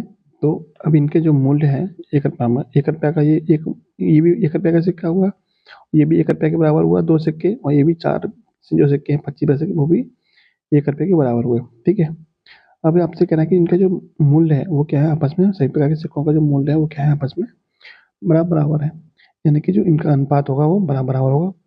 यानी ये जो क्या है? बराबर मूल्य हुआ है इनका। तो इनका जो अनुपात हुआ वो क्या निकल के आया? 1:2:4 निकल के आया। यानी कि 1 रुपया का एक सिक्का हुआ और 50 पैसे के 2 सिक्के हुए और 25 पैसे के 4 सिक्के। सिक्कों का अनुपात इस अनुपात में निकल के आया और मूल्य जो होगा वो इन तीनों का बराबर होगा। अब लेकिन कुल सिक्के हैं कितने? तो आप कहें कुल सिक्के जो हैं 1, 2, 4 यानी कुल मिला के 7 सिक्के हो गए, लेकिन एक्चुअल में सिक्के हैं वो कितने हैं? 175 है। तो 7 यूनिट की वैल्यू 175 है, तो एक की वैल्यू कितनी हो जाएगी यहाँ से? 175/7 यानी कि 25। तो 1 यूनिट की वैल्यू कितनी है? 25 है। ठीक है, 1 यूनिट की वैल्यू कितनी है? 25 है। तो ये जो मूल्य का अनुपात निकला था यहाँ से क्या निकला था? मूल्य का अनुपात निकला था जो बराबर 1 की वैल्यू 25 है, तो ये कितना हो जाएगा? 25 रुपये के बराबर हो जाएगा। आपको पता है कि जो आपको दे रखा है सिक्कों का जो कुल मूल्य वो बराबर है, तो ये भी 25 रुपये बराबर होगा, ये भी 25 रुपये होगा इसका भी मूल्य, और ये भी 25 रुपये होगा इसका भी मूल्य। तो कुल मिला के मूल्य कितना हो गया? 25 + 25 + 25 यानी कि 75 रुपये। तो कुल मिला के जो पूरा मूल्य हुआ वो कितना रुपये हुआ? तो 75 रुपये कुल मिला के मूल्य हो गया। ठीक है, चलिए अब देखिए नेक्स्ट क्वेश्चन। 4 अंकों की बड़ी से बड़ी संख्या जो 24, 30 तथा 36 में से प्रत्येक से विभाजित हो तो कौन सी संख्या होगी? जो 24 से भी कटनी चाहिए, 30 से भी कटनी चाहिए और 36 से भी कटनी चाहिए। ठीक है, तो 4 अंकों की बड़ी से बड़ी संख्या चाहिए आप, तो जो संख्या 36 से कटेगी वो संख्या हमारी 9 से भी कटनी चाहिए। किससे कटनी चाहिए? 9 से भी कटनी चाहिए, क्योंकि 9 36 का ही एक फैक्टर यानी कि गुणनखंड होता है। तो 9 से कटने की शर्त क्या होती है कि अंकों का जो जोड़ होना चाहिए वो 9 से कटना चाहिए। तो देखिए 9 7 तो 9 यानी ये 9 से कट रही है, तो ये हो सकता है 6 और 3 9 और ये 9, ये भी हो सकता है 9 9 6 यानी ये नहीं कट रही 9 से, और ये आपका 8 और 4 12 और 9 21, ये भी आपका 9 से नहीं कट रहा है। 2 ऑप्शन आपके ऐसे हैं जो 9 से कट रहे हैं। अब देखिए 24 जो संख्या आपकी 24 से कट रही है, जो संख्या आपकी 24 से कट रही है, 24 का एक फैक्टर होता है 8, 8 से भी कटनी चाहिए। और 8 से कटने की शर्त क्या होती है? 8 से कटने की शर्त होती है कि वो संख्या आपकी उस संख्या के अंतिम 3 अंक आपके 8 से कटने चाहिए। तो इसको चेक करते हैं, 8 में 72 ये आपके 8 से कट रही है, और इसको चेक करते हैं तो 8 चौक 32, 8 पंच 40, ये भी आपकी 8 से कट रही है। कुल मिला के ये दोनों ही संख्या आपकी 8 से कट रही है। अब आपसे पूछा क्या बड़ी से बड़ी संख्या, तो बड़ी से बड़ी संख्या इन दोनों में कौन सी है, तो आपकी एक ही है, और यही आपका क्या है राइट आंसर। देखिए ये संख्या भी आपकी इन तीनों से कट रही है, और ये संख्या भी आपकी इन तीनों से ही कट रही है। पर आपसे बड़ी से बड़ी संख्या पूछी है, तो बड़ी से बड़ी संख्या कौन सी हो जाएगी आपकी 9720। Clear, option number 1। चलिए नेक्स्ट देखिए, कथन और निष्कर्ष, सभी लड़के ईमानदार हैं। सभी लड़के क्या है, ईमानदार। हर ही एक लड़का है, हर ही एक लड़का है, और लड़के क्या है, ईमानदार है। इसका मतलब हर ही ईमानदार होगा, तो पहला निष्कर्ष तो आपका सही है। सभी ईमानदार व्यक्ति लड़के हैं, ईमानदार व्यक्ति के बारे में कोई बात ही नहीं हो रही है, तो ये तो निष्कर्ष नहीं निकलेगा। सिर्फ आपका कौन सा निष्कर्ष निकलेगा, ऑप्शन नंबर 1। क्लियर। चलिए नेक्स्ट देखिए, एक क्वेश्चन है, यदि एक त्रिभुज की भुजाओं का अनुपात 3:4:5 है और उनका क्षेत्रफल 216 वर्ग सेंटीमीटर है, तो त्रिभुज का परिमाप क्या होगा। देखिए अनुपात क्या है भुजाओं का, 3:4:5 यानी 3 4 5। तो आपको पता है ये जो अनुपात है ये बेसिक ट्रिपलेट होता है, यानी कि जो आपका समकोण त्रिभुज होता है उसमें ये अनुपात पाया जाता है 3 4 5। तो जो त्रिभुज है मिला के वो कैसा है, आपका समकोण त्रिभुज है, जिसमें आपका आधा 3 हो जाएगा और आपका लंब 4 हो जाएगा और कर्ण कितना हो जाएगा 5। ठीक है, ये आपका अनुपात की दृष्टि से, एक्चुअल में नहीं है, ये आपका क्या है अनुपात की दृष्टि से। तो जब आपका इस तरीके से त्रिभुज बनेगा तो आपका कन्फर्म हो गया कि आपका समकोण त्रिभुज होगा। इनकी बजाय कुछ और हो, कुछ भी हो सकती है, मतलब पर अनुपात इनका यही रहेगा 3 4 5। उसका क्षेत्रफल कितना है, 216 वर्ग सेंटीमीटर। तीन की बजाय हमने मान ली 3x 4x और 5x। ठीक है, चूंकि अनुपात इनका ये दे रखा था। अब उसका क्षेत्रफल कितना दे रखा है, 216 वर्ग सेंटीमीटर। तो समकोण त्रिभुज का क्षेत्रफल क्या होता है, आप कहेंगे 1/2 आधार गुणा ऊंचाई 3x गुणा 4x बराबर 216 के बराबर है। इसको सॉल्व करिए, 2 से कटेगा 2 बार, और 2 तिया 6, 6 से कटेगा आपका ये 36 बार। x इंटू एक्स कितना हो जाएगा, एक्स स्क्वायर बराबर 36, यहाँ से x बराबर कितना मिल जाएगा 6। x की वैल्यू कितनी है, 6 है। अब आपसे पूछा गया परिमाप पूछा है, तो इसका परिमाप कितना होता है, सभी भुजाओं का योग। तो सभी भुजाओं का योग कितना हो जाएगा, 3x plus 4x plus 5x, 3 और 4 7 और 5 12x। परिमाप कितना हो जाएगा आपका, परिमाप हो जाएगा आपका 12x, और x की वैल्यू कितनी है, आप कहेंगे 6 है। तो कुल मिला कितना आंसर आएगा, 12 6 72। आपका आंसर कितना आएगा, 72 सेंटीमीटर, ऑप्शन नंबर 1। नेक्स्ट देखिए, दिए गए विकल्पों में से प्रश्न चिन्ह के स्थान पर क्या आएगा।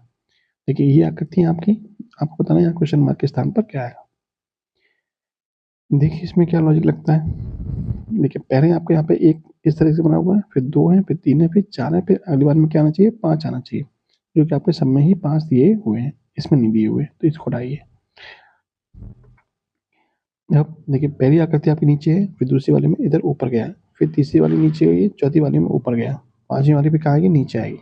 तो नीचे इसमें नहीं है आपके, नीचे यहाँ पे भी नीचे नहीं है, यहाँ पे भी आपकी नीचे है, तो यही आपका आंसर बनेगा। ये तो हमने पहले ही हटा दिया था, ऑप्शन नंबर 3। नेक्स्ट देखिए, अव्यवस्थित अक्षरों को इस प्रकार पुनर्व्यवस्थित करें जिससे एक सार्थक अंग्रेजी शब्द बन जाए, सार्थक अंग्रेजी शब्द बन जाए, और फिर ऐसा विकल्प जो अन्य विकल्पों से भिन्न हो।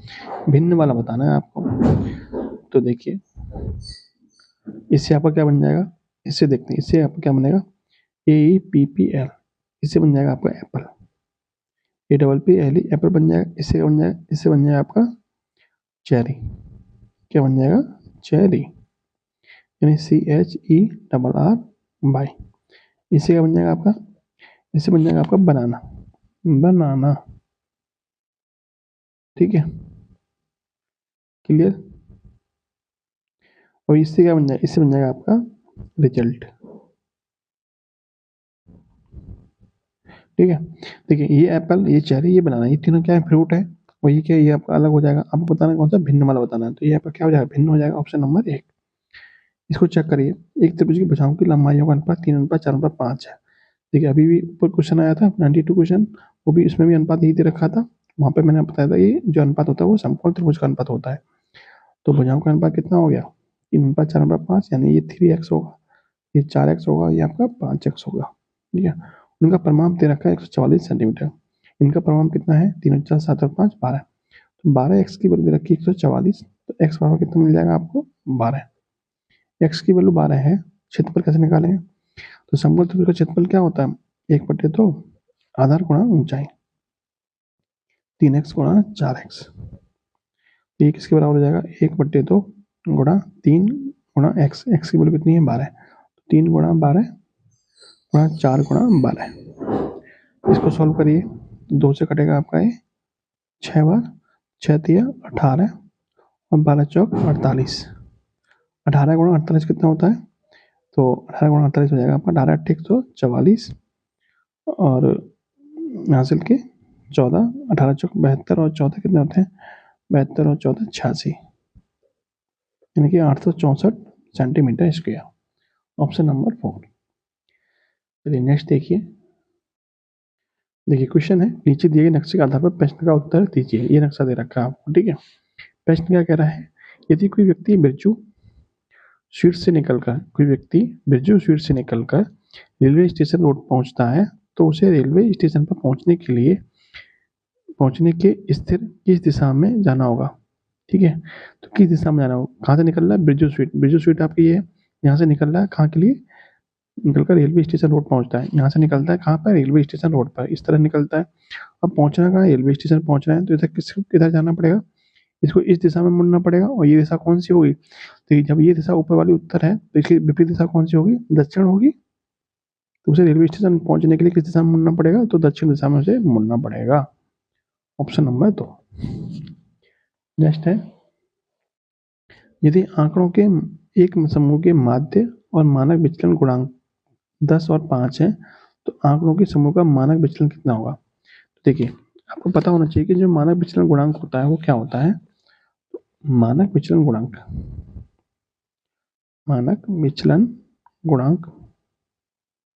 बराबर होता है मानक विचलन बटे में माध्य, ठीक है।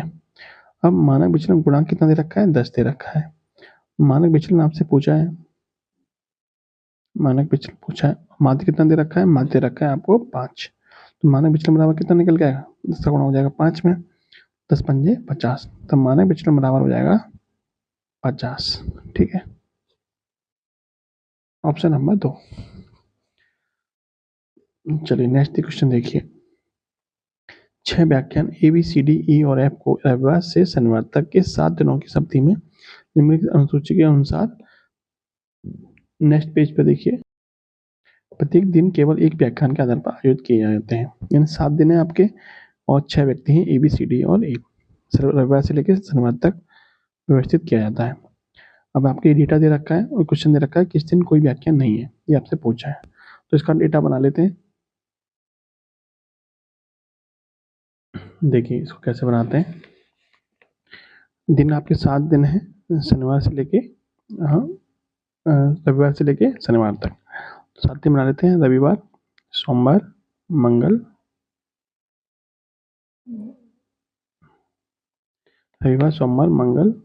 बुध, बृहस्पति, शुक्र और शनि, ठीक है। ये 7 दिन है इस तरीके से। और आपको बोला गया है, जो डेटा बोला गया है वो हम यहाँ पे बना लेते हैं, ठीक है। देखिए पहली लाइन में क्या बोला है? ए का आयोजन बृहस्पतिवार को नहीं होना चाहिए। ये बृहस्पतिवार को नहीं होगा, ठीक है, किसी भी दिन हो सकता है। चलिए बाद में देखते हैं। अब बोला है कि सी का आयोजन ठीक एफ के बाद होना चाहिए। चलिए अभी यहाँ पे सी और एफ कहीं है नहीं है, तो अभी इसको लगा नहीं सकते। डी और ई के बीच में 2 दिन का अंतर होगा। डी और एफ के बीच में 2 दिन का अंतर होगा, ठीक है। और बोला गया आपसे कि एक दिन कोई व्याख्यान नहीं होगा और वो दिन शुक्रवार नहीं होगा। यानी शुक्रवार आपका आंसर नहीं होगा, क्योंकि आपसे पूछा किस दिन व्याख्यान नहीं होगा, तो शुक्रवार तो आपका आंसर होगा नहीं, ठीक है। अब बोला बी का आयोजन मंगलवार को होना चाहिए। बी किस दिन होगा? बी होगा मंगलवार को, ठीक है। तो मंगलवार आपका ऑप्शन में दे रखा है, तो ये तो आपका आंसर होगा नहीं, ठीक है। अब देखिए बी का आयोजन मंगलवार को होना चाहिए और उसके ठीक बाद डी का आयोजन नहीं होना चाहिए। तो बी के ठीक बाद डी नहीं होगा, ठीक है। बी के ठीक बाद डी नहीं होगा। यदि डी आपको यहाँ पे आपका यहाँ पे डी नहीं आ सकता, ठीक है, डी आपका यहाँ पे नहीं आ सकता। और आपसे बोला कि डी और ई के बीच में 2 दिनों का गैप होना चाहिए। तो यहाँ पे जब आप यहाँ पे डी बनाते हो, ठीक है, यदि आप यहाँ पर डी लेते हो तो यहाँ पे 2 दिन का गैप नहीं बचता है। तो आपको डी कहाँ लेना पड़ेगा, आपको ऊपर लेना पड़ेगा। तो डी और ई के बीच में 2 दिन का गैप कब होगा, जब आपका ई यहाँ पे आएगा बुध को। तभी तो एक दिन वही, एक दिन ये वाला 2 दिन का गैप हो गया। अब आपका डी मिल गया, ई मिल गया, बी मिल गया, ठीक है। अब दोबारा देखिए, ए का आयोजन बृहस्पतिवार को नहीं होना चाहिए, ठीक है। सी का आयोजन ठीक ऐप के बाद होना चाहिए, सी का आयोजन ठीक ऐप के बाद होना चाहिए। तो हम सी को यहाँ ले लेते हैं, ऐप को यहाँ, सॉरी, सी को यहाँ ले लेते हैं और ऐप को यहाँ ले लेते हैं, क्योंकि सी का आयोजन ऐप के बाद हो जाएगा। यहाँ पे हम ऐप को क्यों नहीं ले रहे, क्योंकि ए का आयोजन बृहस्पतिवार को नहीं होगा, तो ए का आयोजन आपका कहाँ पर हो जाएगा, शनिवार का हो जाएगा। यहाँ पे नहीं ले सकते ए को यहाँ पे हम इसलिए नहीं ले सकते क्योंकि फिर यहाँ पे ए को लेंगे तो फिर ऐप और सी सेटल नहीं हो पाएगा। तो इसलिए ऐप यहाँ हो गया, सी यहाँ हो गया, ए आपका यहाँ हो गया। बच्चा कौन सा, सोमवार बच्चा। इसका मतलब सोमवार को कोई भी आयोजन नहीं हो रहा है, सोमवार को कोई भी आयोजन नहीं हो रहा है। क्लियर। पूछा कौन सा था, किस दिन कोई आयोजन नहीं हो रहा है, व्याख्यान नहीं हो रहा है, सोमवार का दिन है वो, ऑप्शन नंबर डी। नेक्स्ट देखिए, नीचे दी गई श्रृंखला पैटर्न में अध्ययन कर क्वेश्चन मार्क के स्थान पर क्या आएगा। 16, 24, 36, 81। देखिए 16 से 24 कैसे बनाए, तो 16 का 1.5 गुना किया गया है, 16 का 1.5 गुना। 24 से 36 कैसे बनाए, इसका 1.5 गुना किया गया है। तो 36 का 1.5 गुना कितना होता है, 36 प्लस 18 54। तो यहाँ कितना आ जाएगा आपका, 54 आ जाएगा, ऑप्शन नंबर 2। लास्ट क्वेश्चन देखिए, निम्न प्रश्न में दिए गए विकल्पों में विषम शब्द चुनिए। न्यून कोण, समकोण, अधिक कोण और समानांतर। तो ये तो आपके कोण है, ये आपकी क्या है, रेखा है। ये आपका क्या बन जाएगा, अन्य से भिन्न हो जाएगा, ठीक है। तो ये था आज का प्रैक्टिस सेट नंबर 16। वीडियो आपको कैसी लगी कमेंट बॉक्स में जरूर बताना। जय हिंद, जय भारत।